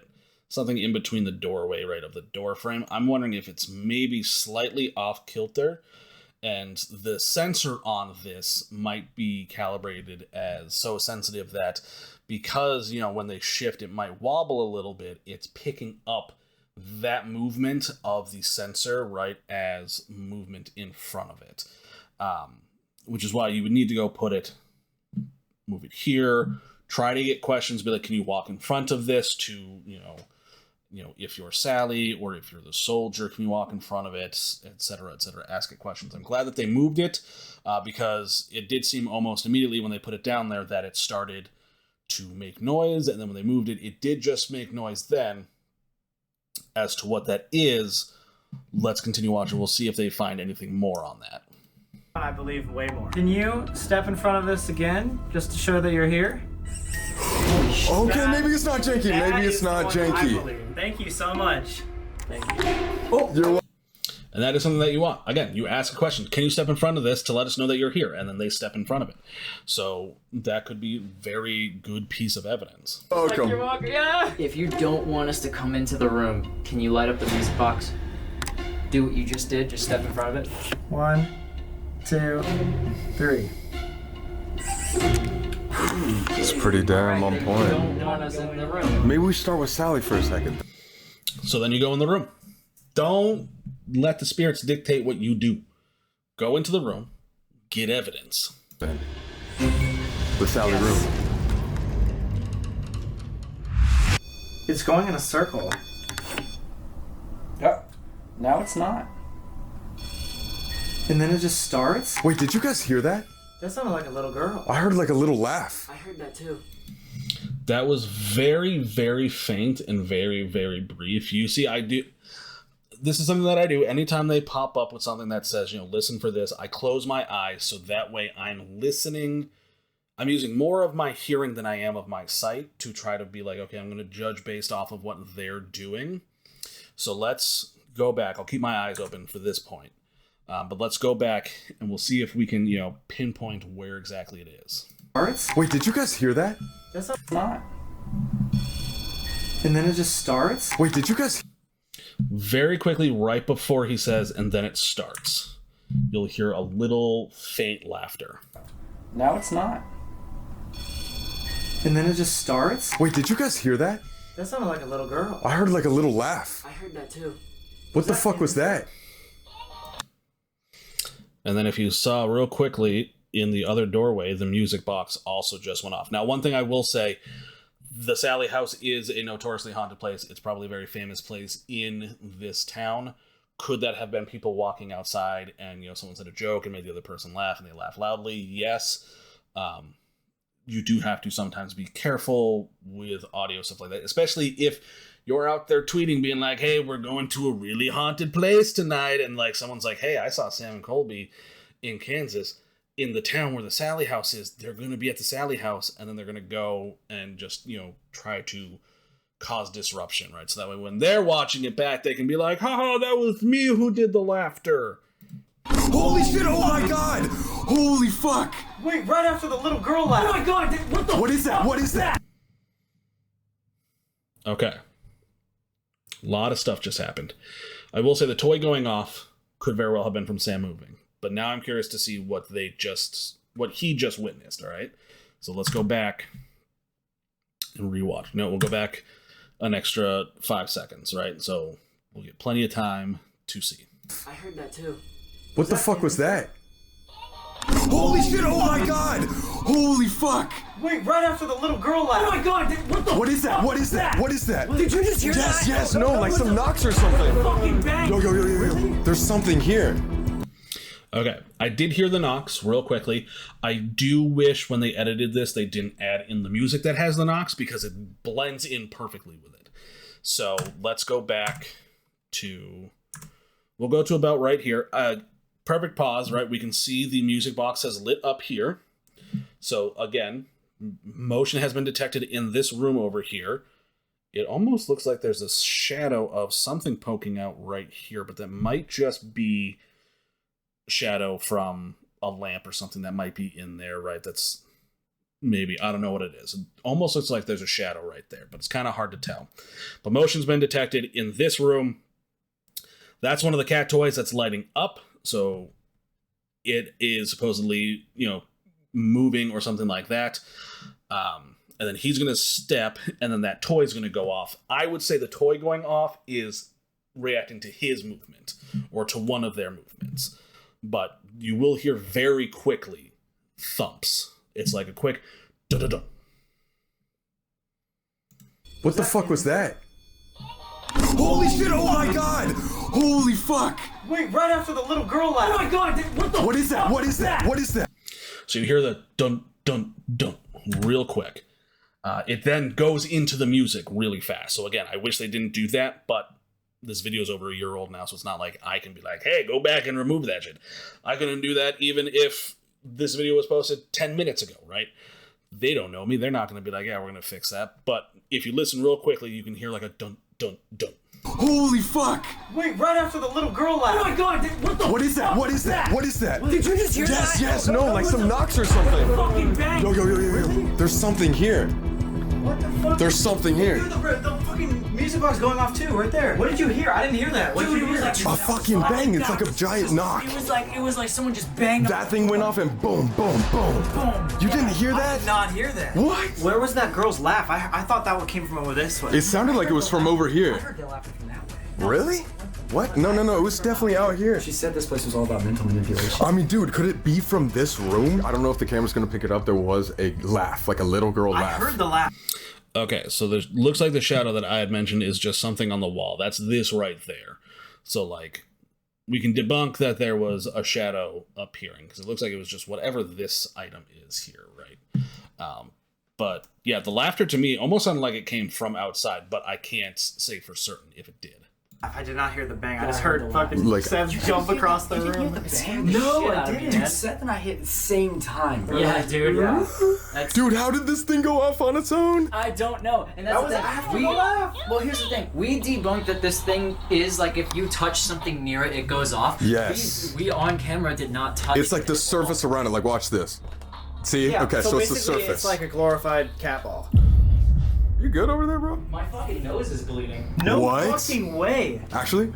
Yeah, like it's not a lot, but look, like there's literally blood on my finger. What? Are you Does that good, man? happen? Are you okay? No, I don't get nosebleeds. What the fuck? Did you get hit? No. Like when you jumped? You No. No, I don't know, like I wasn't trying to fucking pick my nose or anything, Yeah, but like, yeah. like I felt it. I was like, what the fuck? Yeah, dude, it's bleeding. I can see it. It's like bleeding at like the tip of my nostril. What the fuck? That's not like a normal place to get a nosebleed either. Has that ever happened to you? No. On an investigation? He did also just jump across the entire room, so who knows if maybe he like brushed his nose when he fell or something like that. The air might be dry, could have just cracked the skin and then done that. That happens to me all the time. My nose also itches like crazy all the time because of mustache and nose hairs. But yeah, could be that. Could be something malevolent happening to him. I don't think I've ever heard of a demon being like, I'm going to scratch the inside of this guy's nose, but who knows? Never. We have been up here for less than 10 minutes. That all happened in 5 minutes. Like, how is the RIM pod and the music box just chilling right now? Do you think it's like luring us, bro? To where? Playing with us. You can play with me, just fucking leave my nose alone. That's never happened. Yeah. Any of us. box. I'm down to keep going. I'm not like freaked out or anything. I was just like, holy fuck. What's the move? Maybe we do something to help us get actual like answers. What if we break out like spirit box? Already? I just want to understand what we're talking to. Unless we actually ask questions, we're not going to understand who it is. Yeah. And that's a very good paranormal investigative mindset. You need to ask the questions, you need to use the devices. I've been vocal about the spirit box before in the past. I'll continue to always be vocal about it because you do need to get concrete responses, not just they say something and then I jump around and connect the dots somehow. They need to be concrete responses to your questions. What's up? Dude? What? What's going on? The 8-ball rolled all the way down to the ground. No, it fucking... No, it did not. This is the 8-ball. Was that what we were thinking was making the thuds? That was in the room. We played with the 8-ball. I came down here right now. Just Oh FYI, my fucking guys. god, dude. I just came down here to grab the bandana for the SS method. Yeah. And I walked back up and boom. Is that what we heard? Like the knocking? Dun, dun, dun, dun, So dun. it rolled from the room down the stairs? Wait, no, but we would have heard like a big crash. Yeah, we would have heard that thing. What? How is this thing not broken? And this would not roll out the room all the way across. I put it on the flat side, so there's no way that it was my fault that Wait, it but rolled. did someone like kick it when we freaked out? No. We would have definitely heard a kick out of the room down all the stairs and smash into that wall. Yeah, it would be like many knocks and then a slam. So there's no like indication that it did fall down the stairs? Like, is that Well, I mean, marks this from falling? could be a long time ago. But see, listen how loud that was. That's exactly what that knock sounded Yes, like. it was. 100%. So you think it was the ball? But then how did nobody see it go out of the room? Wait, I mean, so we were- that means there was a little girl in the room and she pushed it down the... Because we heard that thing. What if she was sitting on the bed with us? She got up, ran out of the She room. got up by the one toy after she laughed and then kicked that down the stairs. Is that what happened? Can we, It has to be. Nate, could you roll that down the stairs right now? This sounds so unbelievable. I only heard 3 knocks. Oh, no, dude, that would have been so much louder. Are you kidding me? That would have been very noticeable. That would have been there's something that just hit, because that's a metal grate that he's squatting over. If it hit anywhere around there, you would have heard that. And that 8-ball, we would have been able to see it rolling down the hallway too. So I'd like to see the footage in between when he goes downstairs and he comes back. I don't know if they were recording at the time, if they were filming at the time. I'd like to see that. I don't think Sam and Colby fake any of the stuff that they find. Just from the reactions that I've been doing to them, I think they do take this very seriously. So I don't think that they would, especially to an object that's not theirs, right? Like, why would you go into a house that, like, yes, you may be paying to go in there, but like they're allowing you to come in to investigate, and you don't want to be the people known as the people who got investigations banned from a location, Zach, because of the way that you treated the place while you were there, right? Like, you don't want to be known as those guys. So you would have definitely heard that loud crash at the bottom. And that's not a crash that like people are going to be like, nah, it's nothing, it's whatever. Like, that's not a crash that sounds like the house settling. I literally just tapped it. It could have been pushed hard enough that it hit once and then twice and hit the floor. We didn't bring this down here. Either way, if it was knocks or something down there, that's paranormal. That's what I'm saying. Yeah, this ball should not be down by. And even if it was, like a little tap, this ball was in the next room over. Right. That's what doesn't make any sense. It was in the, what, next room? Over? This was not next to the stairs like right there. Yeah. It was in the Sally room, right? It was in the Sally room. It was in the room that we were in. Dude, that crash at the way bottom was so loud. Like, we would have heard something going down the stairs, in my opinion. We've never seen something move like that. Like, This is almost like the soccer ball at the Shanley. It happened without us even knowing that it happened. Bro, I think this move. You're right. Because the soccer ball was all the way around. If that was on the flat side, that puts more pressure. Also, this isn't uncharacteristic for the Sallie House. Don't you remember in what we read? One of the previous owners had a maternal draw to Sallie, even going so far as to buy her a birthday gift. And when she did so, she left it in the room, wrapped for Sallie, left the house, came back later that day, and the gift was outside of the box, without the box having been touched. You're right. And so whatever's here historically has the power to translate things. I've never heard this story before. It sounds fascinating, very far-fetched, because how would it have gotten the toy out of the packaging without disturbing the packaging? Because that would mean that it has the ability to cause items to teleport or to phase through solid objects, phasing through other solid objects. We know ghosts can do that, and spirits can do that because they're not solid objects. But these are solid objects that have moved through. So that's a very interesting claim and story. What? In a weirdly non-physical explanation. We're just talking about asking Sallie questions. And this is at the bottom of the stairs. It's an 8-ball. It's an 8-ball. Oh my god. And this is what I talk about when I was talking about the spirit box and making jumps, right? They're literally taking a thing and jumping to different conclusions. I think it rolled down the stairs. I would think that Sallie, or one of the spirits that are supposedly in here besides Sallie, rolled this thing down the stairs. But I don't think it was because they were asking questions. But, that's just me. We need to talk to Sallie. Yo, what if we do the Estes method and also that at the same time and see if the answers line up? Oh, That's interesting, dude. I don't think that's ever been done. No, and you know what? Like, people are gonna say this is bullshit, but like, what if it works? Only one way to find out. Why would she pick all of the toys? Why would she pick this one?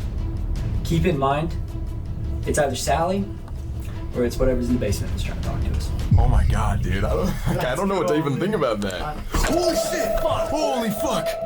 That was the door. Somebody's at the door. There's gotta be somebody outside. That's definitely someone at the door. Hello?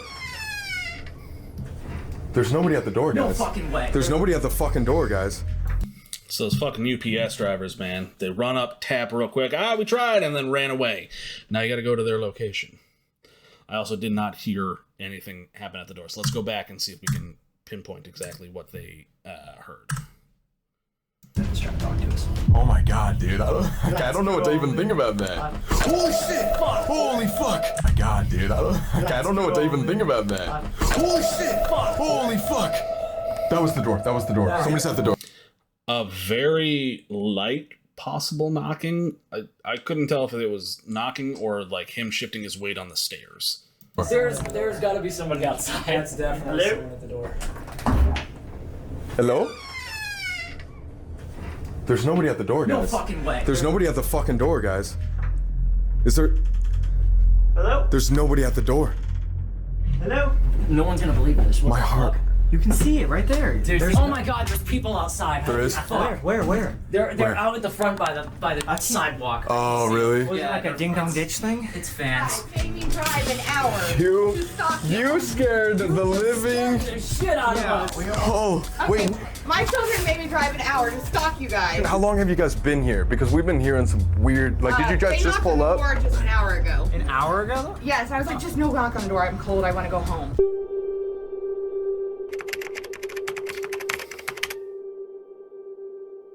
Okay, so like I'm saying, if that bounced downstairs, we would hear it, unless we were screaming, right? That would be the only time that we would not hear the 8-ball go downstairs, because that has to make so much noise. To update everybody, guys, we are arguing with each other. We are calling each other liars. Nate, wait, tell what you just said. I'm gonna be so honest right now. You think it was Sam? Well, here's the thing. Sam's been one of my brothers. We are arguing with each other. Sam's been one of my brothers for 7 years, and I straight up just called him out and told him I think he put the ball downstairs. Like that's how intense. He just called me a liar because of how. Because Sam had to go downstairs and grab something for the Estes method. Wait, hold on. Like, let's just think about this. Look at where we found the ball. It was off to the right of the bottom step, right? Correct. Like, Sam wouldn't even think to look there. He only figured out that it was there when he came back after looking at the backpack. Right, because I that's went down true. and got there to the backpack and turned around and it was there. He might have got. Touch the bed. Does No. You just might have got too close to it. I don't know how that thing works. Does it got? Wait, no, it just went off again. Okay. So remember when I said earlier, people on the street, people laughing, making noise. You send out a tweet that says, hey, we're going to be in this location. The fans are going to show up to try to disrupt because they want to meet you. If you are a fan of paranormal investigators, do not do that. Wait for them to have a meet and greet somewhere. Wait for them to, try to find them while they're at like a gas station or like a McDonald's, right? Even then you shouldn't be going up to them because like they're probably just trying to like do their stuff, but like go up and be like, hey, just want to let you know, like I'm a really big fan of you guys, like good luck, on whatever investigation you're doing next, and then walk away. I would find that fine. I can't speak for them, but like do not stalk paranormal don't stalk anyone, really. But like, especially if you know these guys are trying to get evidence of the paranormal, don't show up and start knocking on doors, trying to get in. Don't do any of that stuff. There's an 8-ball! Let's going up again! I'm tired of this! Dude, the Sallie House is breaking up our friendships right now. God dang it! Are we still taking the 8-ball for the Estes method? Yes! Okay. Yes, we have to. Let's fucking get some. But okay, you know it wasn't me or Nate because we were upstairs in this room the entire time waiting for the Estes But method. Nate was the guy that went down to get the Estes method in the first place. So it was you, Nate! It was from you, Nate! Look, 100%, I have no incentive to. Oh, it's going off now! Dude, I've been standing next to Sam this whole time. Wait, this thing is feeding on our. Wait, I was gonna say, I think it's getting more energized as we are. This thing would have crashed into that wall and made such a louder noise. So loud. So loud. Somebody would have had to take this down and put it right there, for sure. There's no way that noise would have been the same. Unless it happened right when the knocks and the laughing were happening. Those fans were just outside, Okay. So maybe they came up and knocked, and that's what freaked us out. But they said they had knocked right then and an hour before. Yeah, we weren't even like here an hour ago. We went out to eat dinner. We probably got back right after. Dude, she said an hour ago, but it could have been hyperbole, She might have been like, an hour But that ago. was only like 5 minutes. So you think the knocking we heard was, or do you think the laugh we heard was the fans? All I'm saying is when we all jumped, Seth was seated, and he jumped going that way. He could have kicked the ball, and the ball might have had time to roll all the way down the steps while we were up here going, oh, fuck! No, that's what I'm saying. I think the only opportunity for Go to go down is when we're screaming. No, but that's the thing. If the ball was already down there, I would have no reason to be. Guys, we don't Point believe is, each other. yeah. We're breaking up friendships. Comment down below what you believe, because we are freaking like, I don't know. We're about not to be friends. Yeah, we're gonna hate each other. I think. Let's do the Estes method. What?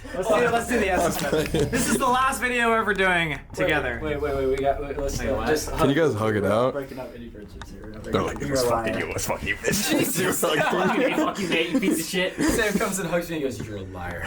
That's what he said. Are we all friends again? Okay, we're going to pause right here. Went back to when they first heard the laughter. We just heard the laughter here, and we can see down by his foot, there's the 8-ball. So let's keep an eye on this 8-ball and see if when he jumps back, if it's still there, if he kicks it, or what have you. Because if not, that means that at some point, when they weren't filming, somebody moved the 8-ball. Or the 8-ball moved somehow. I heard like a little laugh. I heard that too. What the fuck was that?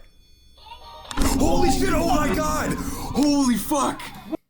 So he does kick the 8-ball because we just see it, right? Watch right over here where you can see the little meter. He's going to kick the 8-ball. Fuck was that?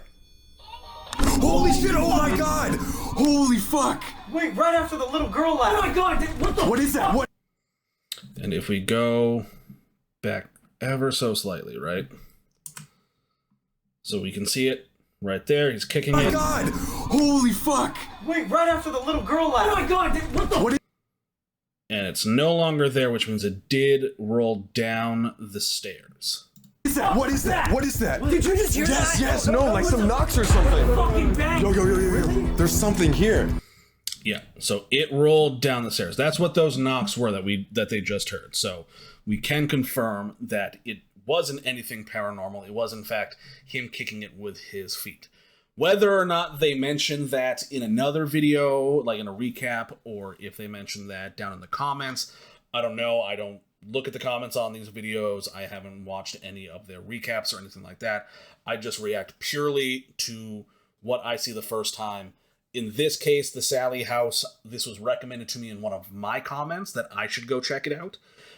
So that's all I know, is that they came here to the Sallie House. So we can see that he did, in fact, kick the ball when he jumped up because he was scared, and then it did just roll down the stairs. My guess is the reason why they didn't hear it crash down there is it probably rolled very slowly and did not have enough energy to bounce down. My guess is when the other guy pushed it down the stairs, he really gave it like a good roll or just dropped it, whereas this would have been like a slow like bump, bump, bump, and then because it's just going slowly from there, you're not going to hear it as much, especially when they're freaking out. So we can conclude that this was not something paranormal that happened. And it was no one's fault of their own. It was just a mishap, an accident. They were scared, they kicked it, nobody realized that. So now we'll get back to where we just were. They said they had knocked right then and an hour before. Yeah, we weren't even like here an hour ago. We went out to eat dinner. We probably got back right out. Dude, she said an hour ago, but it could have been hyperbole, you know? She might have been like, oh, an hour ago. That was only like 5 minutes. So you think the knocking we heard was, or do you think the laugh we heard was the fans? All I'm saying is when we all jumped, Seth was seated, and he jumped going that way. He could have kicked the ball, and the ball might have had time to roll all the way down the steps while we were... Which we can confirm that is exactly what happened. Up here going, no, that's what I'm saying. I'm thinking the only opportunity for go to go down is when we're screaming. No, but that's the thing. If the ball was already down there, I would have no reason to be...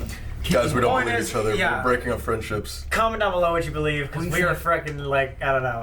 We're about not to be friends. Yeah, we're gonna hate each other. I think... Let's do the Essence method. What? Let's do the Essence method. This is the last video we're ever doing together. Wait, let's just... Can you guys hug it out? Breaking up any friendships here. They're like, it was fucking you, it was fucking you, bitch. Jesus, fuck you, mate, you piece of shit. Sam comes and hugs me and goes, you're a liar. That's what he said. Are we all friends again? No. For now. Oh. I was gonna fuck myself. Cool. I didn't have to go back and do it, but I'm glad that I did. So we're gonna see it again. We're gonna see him kick it. What the fuck was that? Holy shit, oh my god! Holy fuck! Holy shit, oh my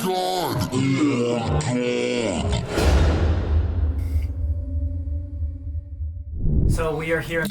Also, I'd like to point out the reason why I went back to debunk it as well is from the stuff that I've reacted to, they don't tend to go and try and debunk things. So that was a pleasant surprise. But yeah, I'm glad I did it.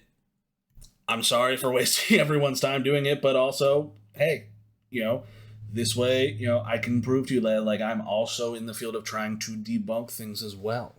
The master bedroom, lots of activity here in the closet, so we stuck a music box towards the closet. What we're gonna do is we're gonna ask yes or no questions. I'm gonna be listening for specifically yes or no questions, and he's gonna be lining them up with whatever the 8-ball is every question. If we're saying the same things, obviously that means it's not really a coincidence. Because it's not just a random 8-ball, it's an 8-ball that has lived in one of the most haunted rooms in America. Yeah. And it might have just moved on us. Yeah, I mean, or Sally just wanted to point it out, like, use this. He's down under, so go for it. Alrighty, if there is something in this house, did you translate the 8-ball downstairs? It says ask again later. Is Sally the one that moved the 8-ball down the stairs? Yes. Yes. Nothing from Sam. Is there multiple spirits here talking to us? What the hell? Yeah, sometimes you gotta... They're separate. They're separate? This says, it is certain. He said it's separate. They're separate and it is certain, so maybe that means there's multiple spirits. If the spirits are separate, is one of them a malevolent mother spirit? Ooh. Very doubtful. Very doubtful. And he didn't even answer. So malevolent means bad. Benevolent means good. So they could be responding being like, nah, it's not a mean mom spirit, because magic 8-balls can't give you concrete answers. It's just vague responses to things. Definitely not scientific. Also, to point out the Estes method, if for those of you who don't know, if this is your first time ever seeing it, what he has in his hand is a spirit box which filters through a bunch of radio signals, a bunch of radio stations, one after the other, really in quick succession, right? So all he's hearing should be is He's got his eyes covered, so that way he cannot potentially be, you know, trying to read people's lips. And all he is hearing is that. Now, sometimes words will come through the spirit box. And what you want when using the spirit box and the Estes method is for the person to ask a question, and then for that question to have a definitive answer from the spirit box. I do not like answers where people then take it and have to do 2 or 3 jumps to get to a conclusion that answers my question. I want the questions to be quick and concise and accurate. So that's what he's doing. So the Estes method just makes it that way. All he is doing is hearing things, right? When I close my eyes, all I'm doing is hearing things. I'm not letting the outside world influence me at all. You already know. Is there any evil spirits in the house? As I see it, yes. Well, yeah. Is there a spirit in the basement that is dangerous? It is decidedly yes. So. You said what? It is decidedly so. At the same time. And guys, he's shaking it multiple times because it lands on its side. Was the medium that we brought to the house right? Are there multiple evil spirits in the basement? See, it's landing on its side. We kind of have to like shake it. No? What's that say? This says yes. Yes. So that was against each other. Do you want to harm us or hurt us tonight? 7. 7? This is, my reply is no. But we have heard 7. Also, I would like to go back to earlier when I had said that I had saw what looked to be like a shadow or something in this room while they were in the Sallie room.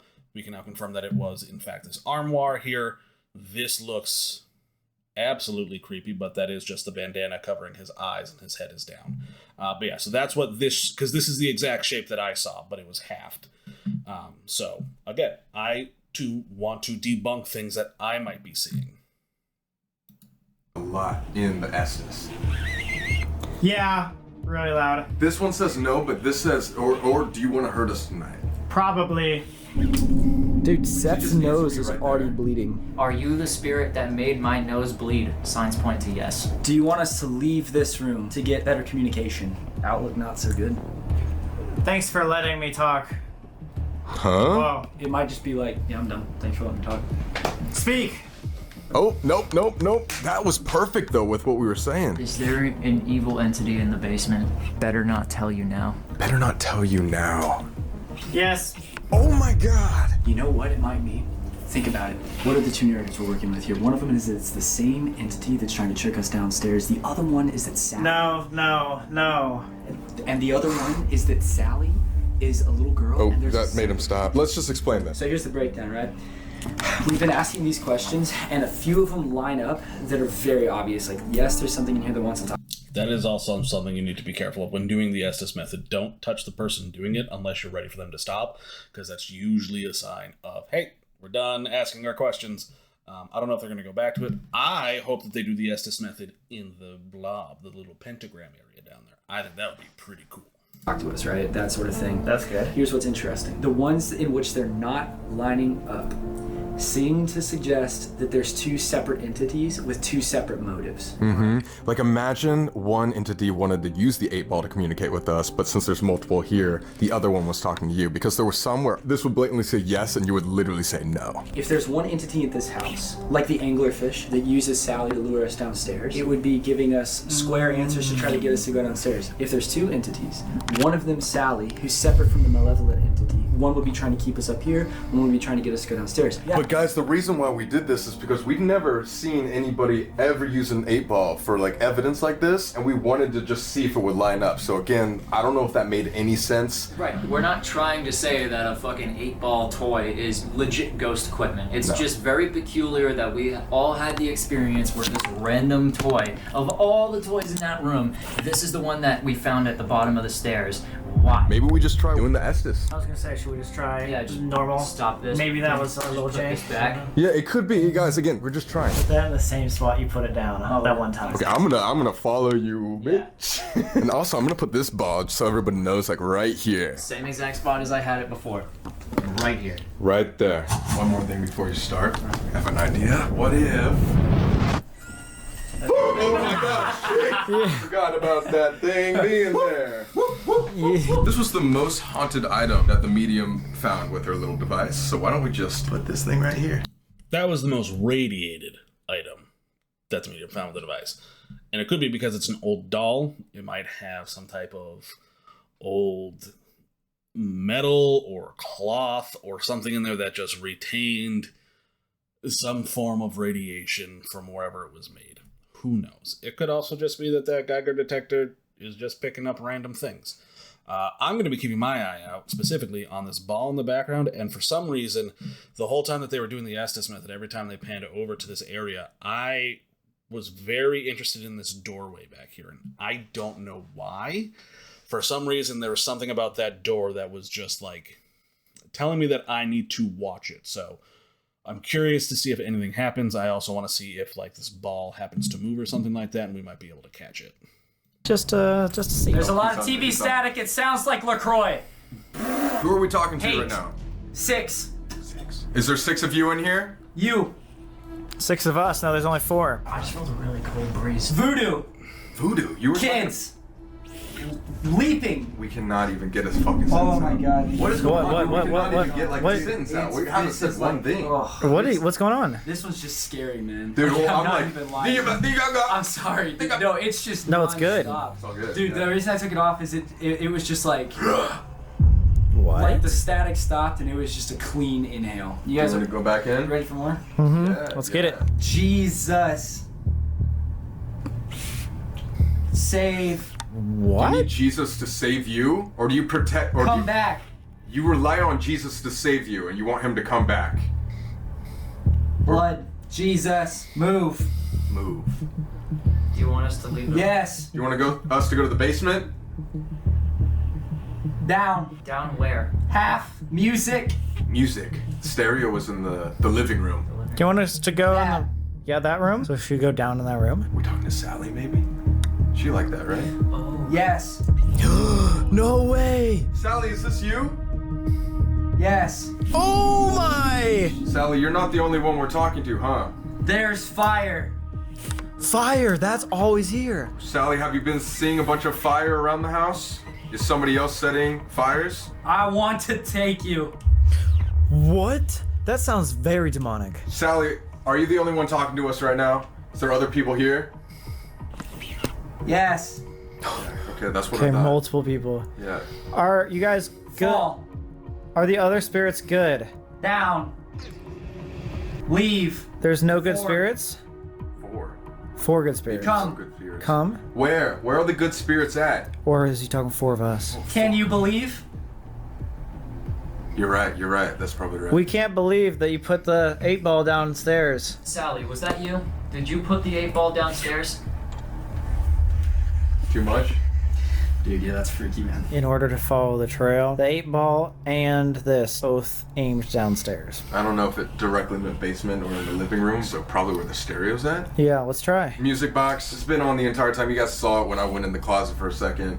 How did it go off right there like that, and now it's just quiet this entire time? Exactly. It just debunks anything saying it's malfunctioning. It's literally picking up something. Because we just talked to Sally, I forgot to mention something about Mr. Pickman's first sighting of Sally and what she actually looks like. On the morning of Halloween 1993, Tony came into the kitchen and saw a full translucent apparition of a little girl. She had brown hair and large blue eyes that widened in surprise when she recognized that Tony could see her. And then Tony rushed out of the room in shock. So like he actually saw Sally with his own eyes. And there's a drawing. And I will say, the timing of it, very peculiar. It just so happens to be on Halloween that he goes in and he sees this.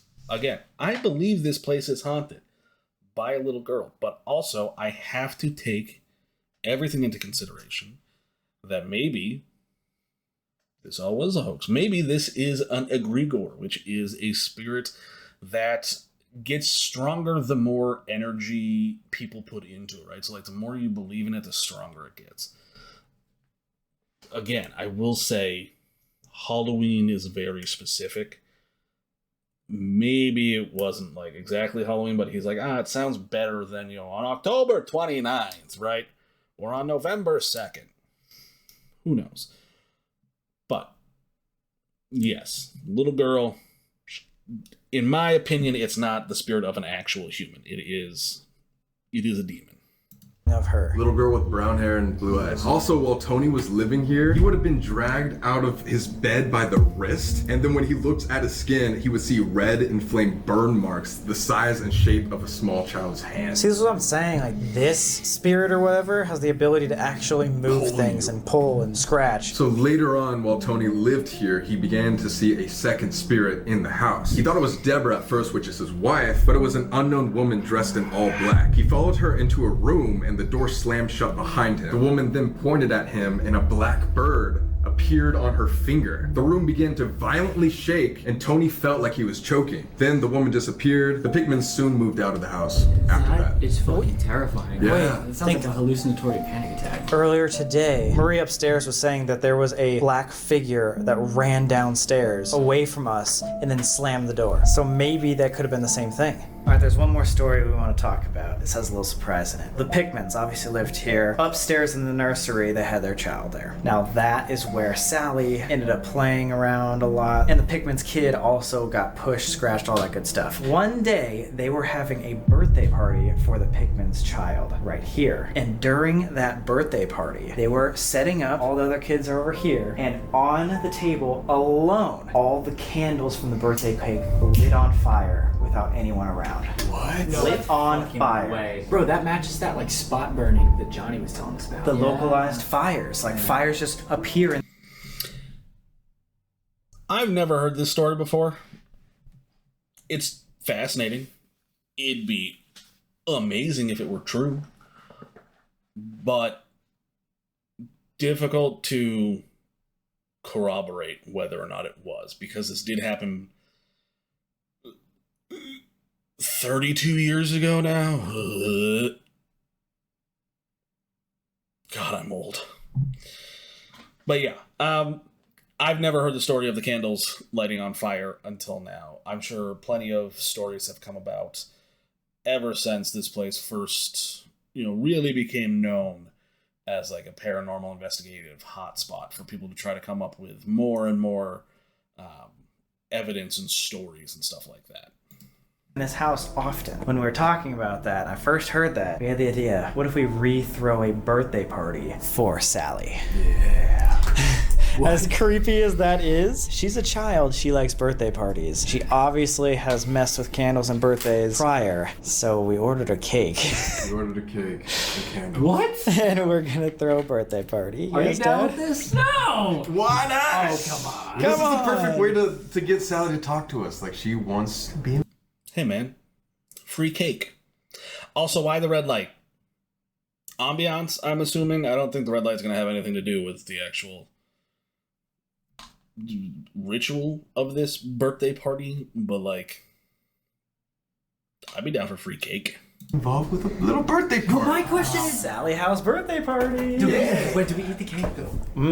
Because I don't know if I want to eat how to eat Sally cake. You don't want to, or you I do? don't know if I want to eat Sally cake. What are you looking at, Seth? You're I'm just contemplating life. I'm about to throw a birthday party for Ghost. That's got to be an episode of Ghost on Paramount. I've only seen the first 2 seasons, but there's got to be an episode where they throw a birthday party for one of the ghosts. There just has to be. Turn this off if you're ready to have a great birthday party. In 3, 2, 1. Oh my Thank you. Bro, why are things suddenly responding to me? I feel like. Okay, so what they're using is a mag light, which is essentially just a thin flashlight, a little bit bigger than this pen, right? Probably about yay big. And what happens is you switch it. It's got a little twist on it that goes from on, off, right? And what you do is you put it in between on and off. And basically what that does is make it so that way if the spirits like supposedly touch it, or they can manipulate it somehow to turn the light on and off. However, you can do this with any type of light source, right? Any electronic light source. You can put it in between the on and off, and the lights will just start to freak out because power is suddenly fluctuating to it. it goes crazy. So you need to have real concrete answers, and they need to be quick. So it can't be like, hey, if there's a spirit here, turn the light off, right? And then 5 minutes later it turns off, and you can be like, they were answering my question about spirits being here. They gotta be quick. I personally don't think mag lights are the most trustworthy or, necessary item to use when you're doing a paranormal investigation. The last 3 nights, nothing's been responding to me. You know why, bro? I finally started believing in it. You built That's your it. connection. You got have it. unlocked spiritual connection. Look, we got her name written on it and everything. Yeah. Let's pull off the fabric, bro. Look at that. HBD Sallie! We actually went to the store and got a happy birthday cake for a demon child. Yeah. Yep, okay, well. Are you excited? If you are, can you please turn this flashlight off for us? And we'll sing you happy birthday. 3, 2, 1, Sallie, go! Oh my god! That was cool! It did also immediately turn right back on, though. So you do have to take, again, grains of salt with this. Also,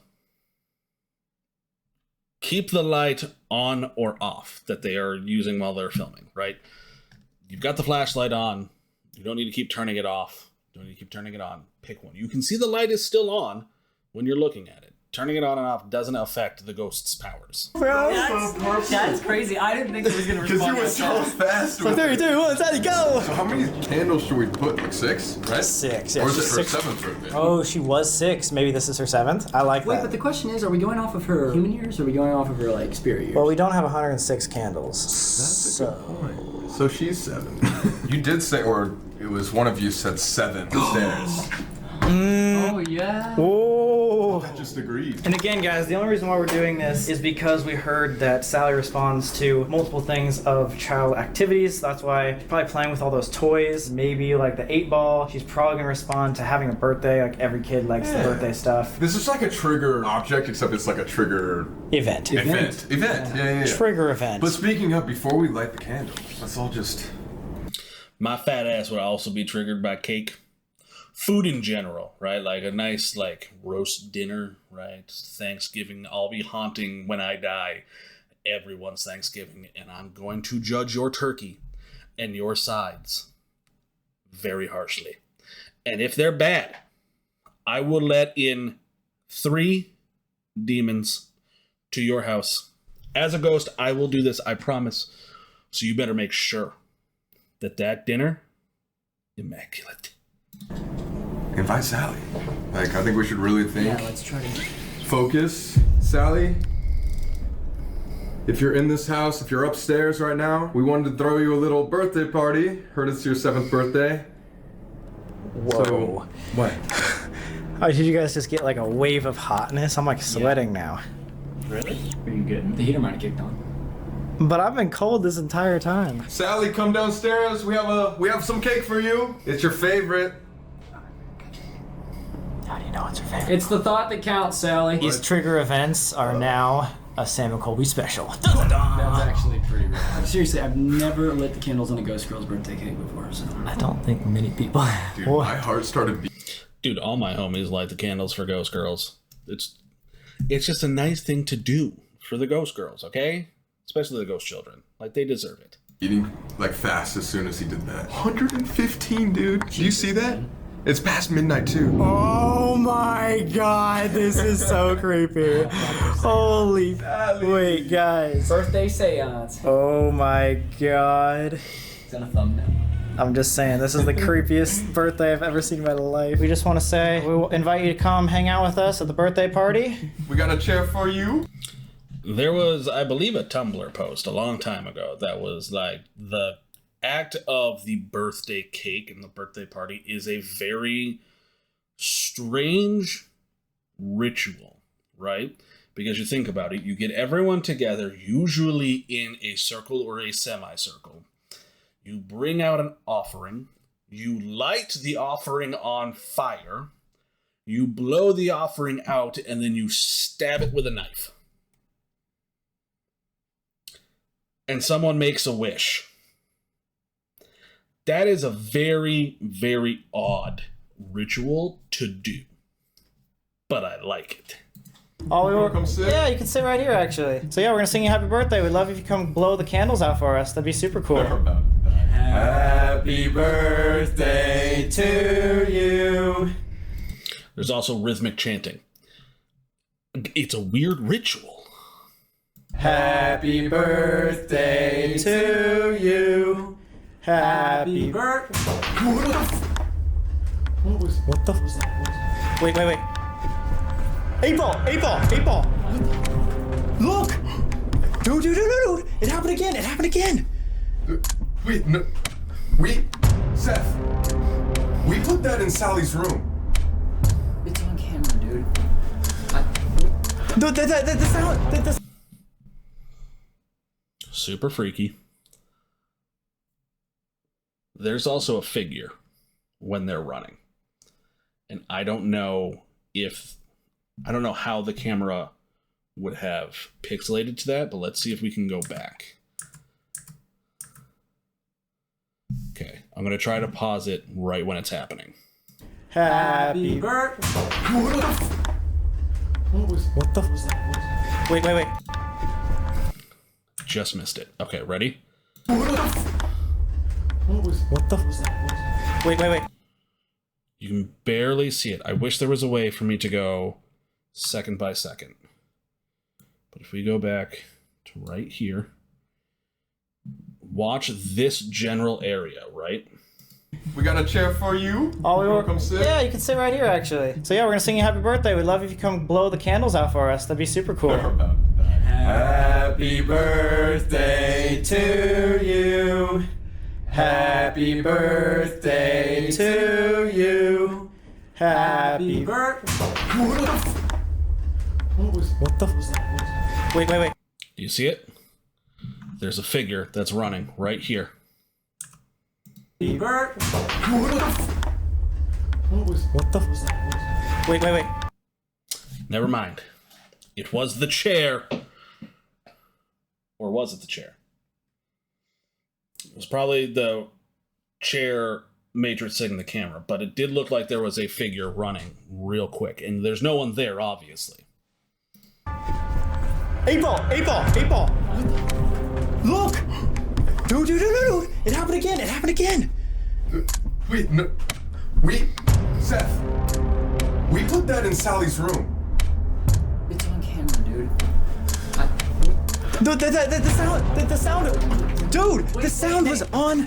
That was. What the? I'm fucking shaking, dude. How do you explain that? 100% I got it on camera putting it in. Yes. We put it in the exact same spot. That just fell in front of our eyes. Okay, wait. Where'd Nate go? He just left. We need to go get him. Nate.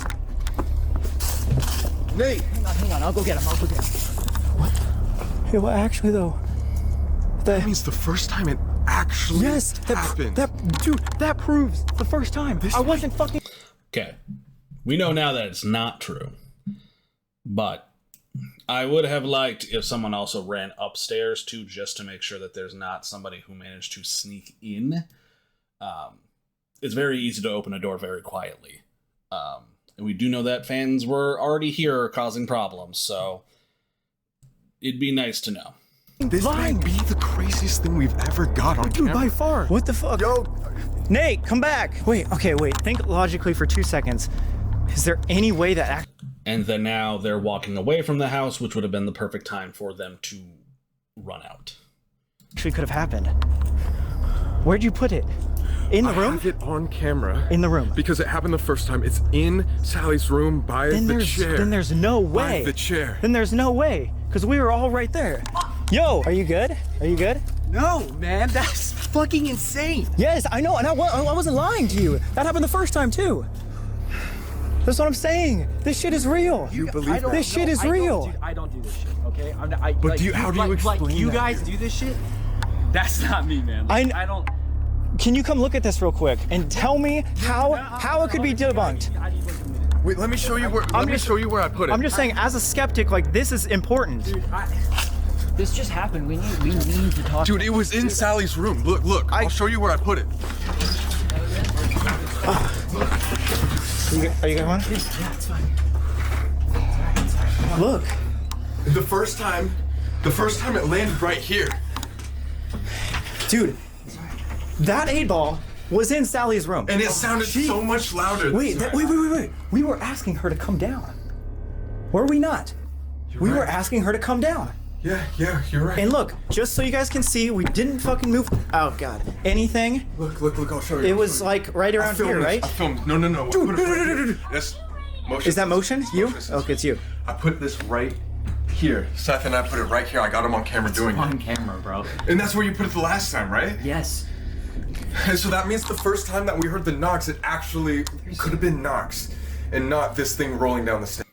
Some of those other toys were moved too. They had like a little tea party set up, and some of those toys have definitely moved from their location. But how did we not hear it the first time? Because we heard that clear as day this time. That's what I'm saying. It was probably knocks. There is no way. Wait, guys, look at this. Wait, 1 second. No one's dude. gonna fucking believe No one's this, gonna believe that.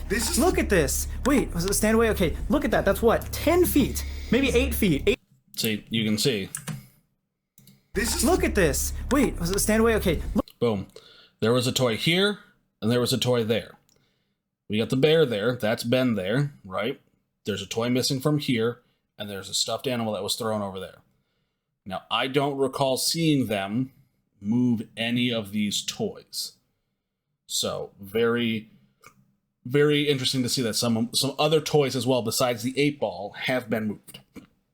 Look at that. That's what? 10 feet. Maybe 8 feet. 8 feet. All the way. Dude, all the way You down. can't even see, like, wouldn't you think like there was like That's just us. Like, wouldn't you think there would be like a roll? See how my fingers make kind of like a...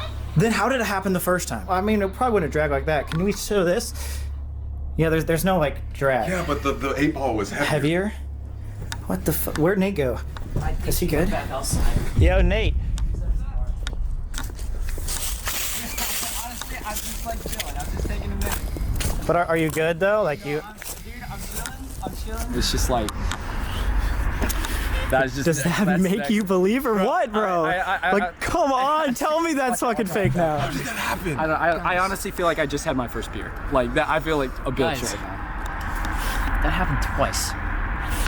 Yes, dude, that's the best part. That was the best part. That was the Because it wasn't once, it was twice. You can't honestly. You cannot tell me that Look shit's at this, fake look now. at this, Like you No, can't- the camera's probably shaking the entire time because it's me too. Like, I don't understand that. Like, all right, I was freaked out and kind of scared when I first heard whatever that was coming down the I thought it was Knox again from More the Fans. Yeah. This is I thought everything it we was wanted. fans too. I thought it was fans too, and then I thought it was someone coming down the stairs. Like, dude, what the fuck? It probably was. No, Wait, no, think about what you just said. That was probably Sally coming down the fucking stairs. Oh my Wait. God. Like, dude, what the fuck? So you believe now? What do you think? What the fuck? I can't do this. I wonder how common of an occurrence this is in this neighborhood for people to be standing outside screaming, "What the fuck?"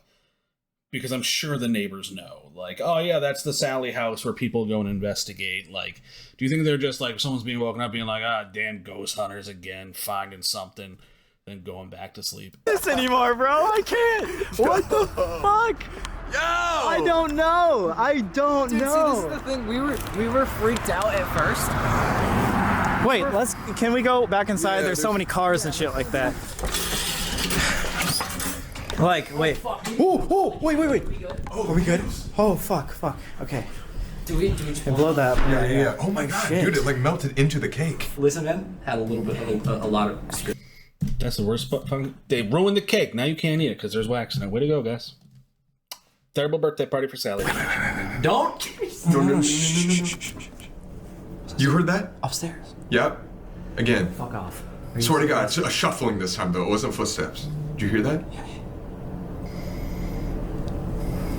Can we turn the lights on? Yeah. Are you guys want to turn the lights on? Because did you set it on the flat? Dude, we showed you. Yes, Yeah. put it on the flat side. It's on camera, bro. Yeah, I know. I remember it being in the place. I just don't know if it was on the flat side. It was on the flat It was. I promise. It was. We on did the that flat so side. it wouldn't roll. Which means something. Then that just doesn't make any fucking sense. It literally means. Even if it was placed in a way that it would roll, the chance of it rolling out the door and down the stairs is way too high of a coincidence for it to just be a slant in the house or, you know, a gust of wind or a breeze or something like that kicking in. Like, that had to have had something physically move it down there. Whether or not it was ghosts or somebody's in the house, I don't know. Again, I don't think that they're going to be faking this stuff and having, you know, like, oh, we let someone else come in and, like, you know, because we aren't getting anything concrete or anything like that. I don't picture Sam and Colby doing that, just from all the stuff that I've seen so far. Something had to take it and push it. I mean, it's not AC would not do like you were saying, it's not like one of those inflatable balls. Sorry, I want to record this. You were just saying it's not one of those inflatable balls. It's like one of the heavy balls. It's like an 8-ball. Like, you know, like, it's actually thick. No, honestly, like, okay, no fucking around. Did one of you guys set it? Dude, I have it on camera. No. We reset it to the exact same You spot. have it on camera, like, but no, I mean, like, between you setting it and, like... Think about it like this, dude. Even if we set it at the top of the stairs, how would it get pushed over and fall down? But right? think about Like, how long it's been fucking sitting up there Yeah, that's without the thing. any movement. We did that. We've been down here for like 30 minutes. Dude, none of you guys said that shit. You can't. Why would we do that? If you're still saying I'm lying after that, I'm not saying you're lying. I'm just saying that was a lie.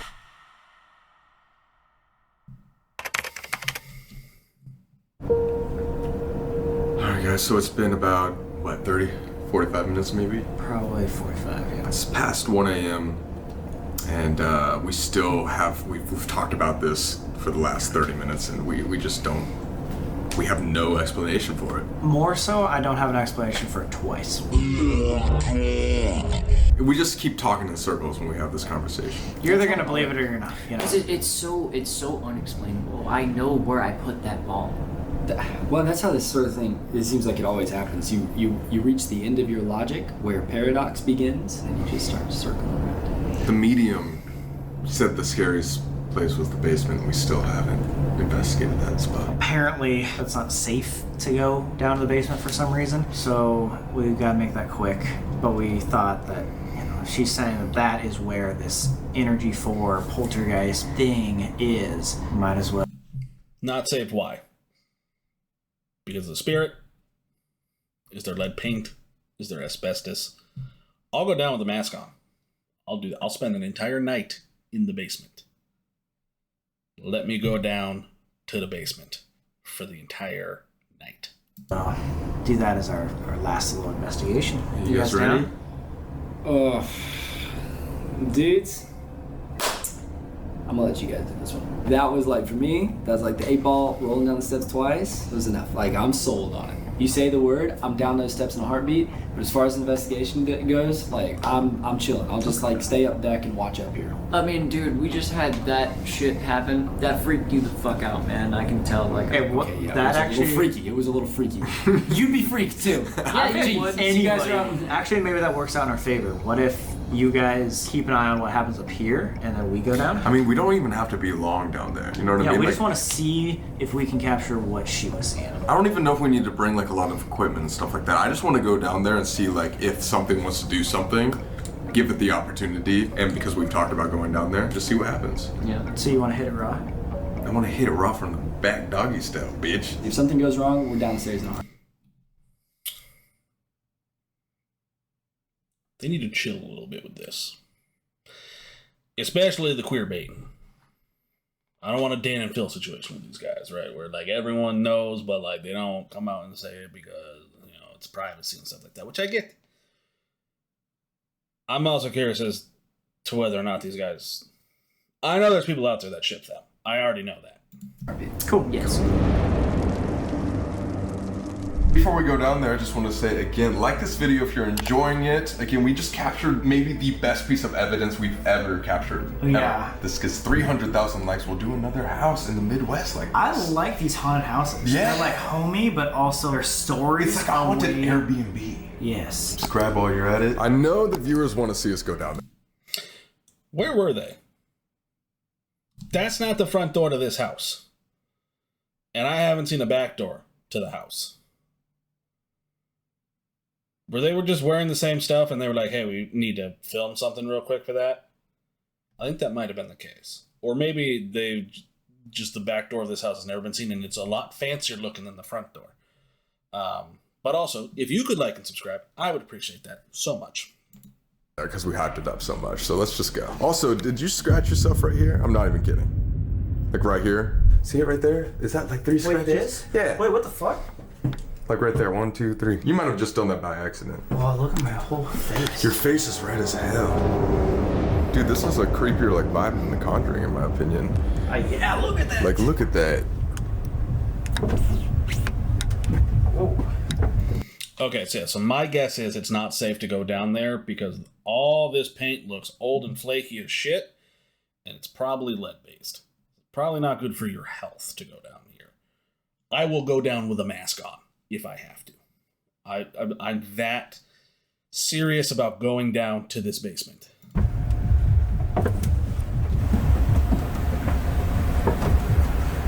Alright guys, again, right here, apparently there used to be a pentagram. A lot of people say whatever demonic entity would go back there. Again, that could just be rumor because it looks scary. She said she saw something pressed up against the wall back there, yeah. Okay, then we need to go in. Oh my god, it's so tiny in here. Damn, this place is so deep underground, you can see like the roots coming down. It's obviously like a room, right? Yeah, yeah. The entrance was broken into. It must have been a secret room someone didn't want to find out, you know? Yeah, it's like they kept something here. I mean, there's obviously rumors of people that are doing demonic rituals down here that keep bodies or keep the things that they sacrificed. A lot of rumors of buried things in here. I don't know if we believe... It could have just been an old storm cellar, and then they built a new house on top of the old house and had to like shift the foundation a bit because this looks like old laying stone foundation, whereas the other one looks to be more like a cement cinder block situation. So it could have just been like, hey, we don't need this area and it's not really like the best place to be, so we'll wall it off. Because a lot of this stuff looks like it's been buried in, via dirt and stuff like that. So who knows what the actual reason is for it. Leave those, but that could be an option. How do you feel down here? Are you feeling anything? I still feel really hot, which I know it got colder down here. Your face is red as hell. Something is down here. Please make yourself known. Been warned by many people not to be down here. We want to know why.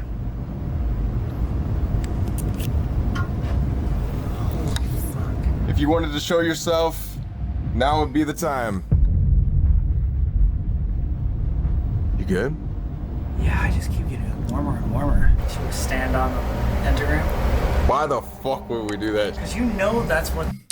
For science and for likes, hit the like button. These viewers want. All they want to do is see us suffer. You do it for content. Content. The better content you have, the more money you can make. And the more money you can make, the better content you can have. And the better content you can have, the more money you can make. And then you can fight a ghost like I do every Tuesday night in the Octagon. Don't tell them that I break in to fight ghosts. We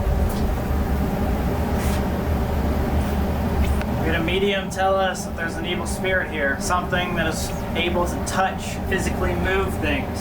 I don't believe that. I want you to prove to me that you're down here. You move something here in this room? Can you touch me? Prove your existence once and for all. Yeah, if you don't want people coming to your house anymore, why don't you show them a reason why? Make something happen. Show the world right now that you can cause some damage if you really wanted to.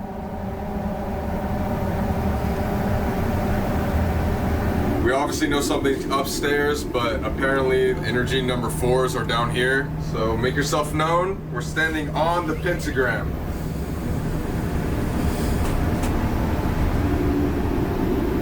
Use the energy from our devices. I have my phone on me. You can take it from the camera if you want. Yo, I just got the same fucking wave. All I do know is I don't want to leave Nate slept for too long. I think we did exactly what the people want to see. Like, we stood in the pentagram, asked it to do, and it just isn't there. Something's upstairs, all of our equipment was working, but something down here is not willing to fucking possess us or anything like that.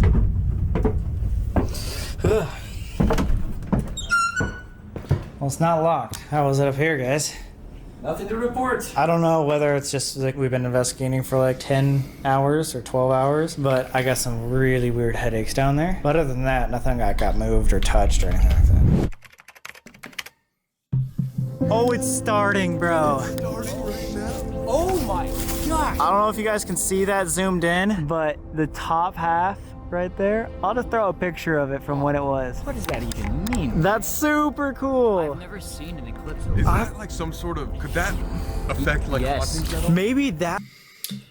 Somewhere out there, Neil deGrasse Tyson is having an aneurysm because people are taking the stuff that happens in space and applying it to the Earth. And I, for one, think people should keep doing it because Neil deGrasse Tyson doesn't seem nearly as fun as he could be. Like, made this not as haunted, you know? Not as haunted? Alright guys, hopefully you enjoyed our stay here at the Sallie House. I genuinely think this is one of, if not the best physical evidence of the paranormal we've got. And you got to experience it as one of your first times. Dude, it was borderline religious. I know we always say this, but that is the reason why we're doing this paranormal stuff. Like, I feel like it really makes you think different. We just want to show that there's something else out there, no matter what you believe in. All I say, man, reason is a straight jacket, bro. Sometimes you gotta break free. Damn, like that's quote. actually fucking really good. Nate Hardy, man. Damn, put that on a piece of merch. Speaking of, get the freaking merch. So yeah, so that was Sam and Colby, as well as these other two guys who I don't know, and I've already forgotten. One of their names is Seth. I don't remember what the other guy's name was, and I apologize for that. But I think they got some pretty credible evidence, with the 8-ball rolling the second time. The first time we do know that it was Adam knocking it over and, kicking it down the stairs. I do want to reiterate once again, if you're a fan of paranormal investigators and you like to, follow their every move on social media and stuff like that, don't show up where they're investigating because they are trying to get evidence of these things. And you going up and knocking on the door so you can meet them or trying to scare them ruins everything, because then people like me are going to come in and be like, well, it was fans, they were the ones making all the noise, who knows what it is. And now that we know, hey, their fans will just stalk them and show up and drive for an hour to find them, right? It does ruin things. But I do think they got some really good evidence with the 8-ball rolling down the second time. Still pretty iffy on this psychic medium that they had come in. I don't know. That's a little strange. The toys having moved after the 8-ball rolled down the second time, too. I don't know if they even noticed that. I think it would have been cool if they, if they had noticed that or if they had said, oh, yeah, we had moved this at some point. But otherwise, I thought this was a great video. Let me know what you guys think down in the comments below. And as always, make sure you hit that like and subscribe button. Again, it lets me know that you really like to see this stuff. And like I said, my hope is once we get to 1,000 subscribers, we can then go out to an actual haunted location in my town and do an investigation in person there. And I'll be filming it and uploading it to this channel. So, thank you. I don't know how to end this video. I love you. Goodbye. Stay spooky. Give me $20. I don't know how to end shit. It's so weird. I don't know what to do.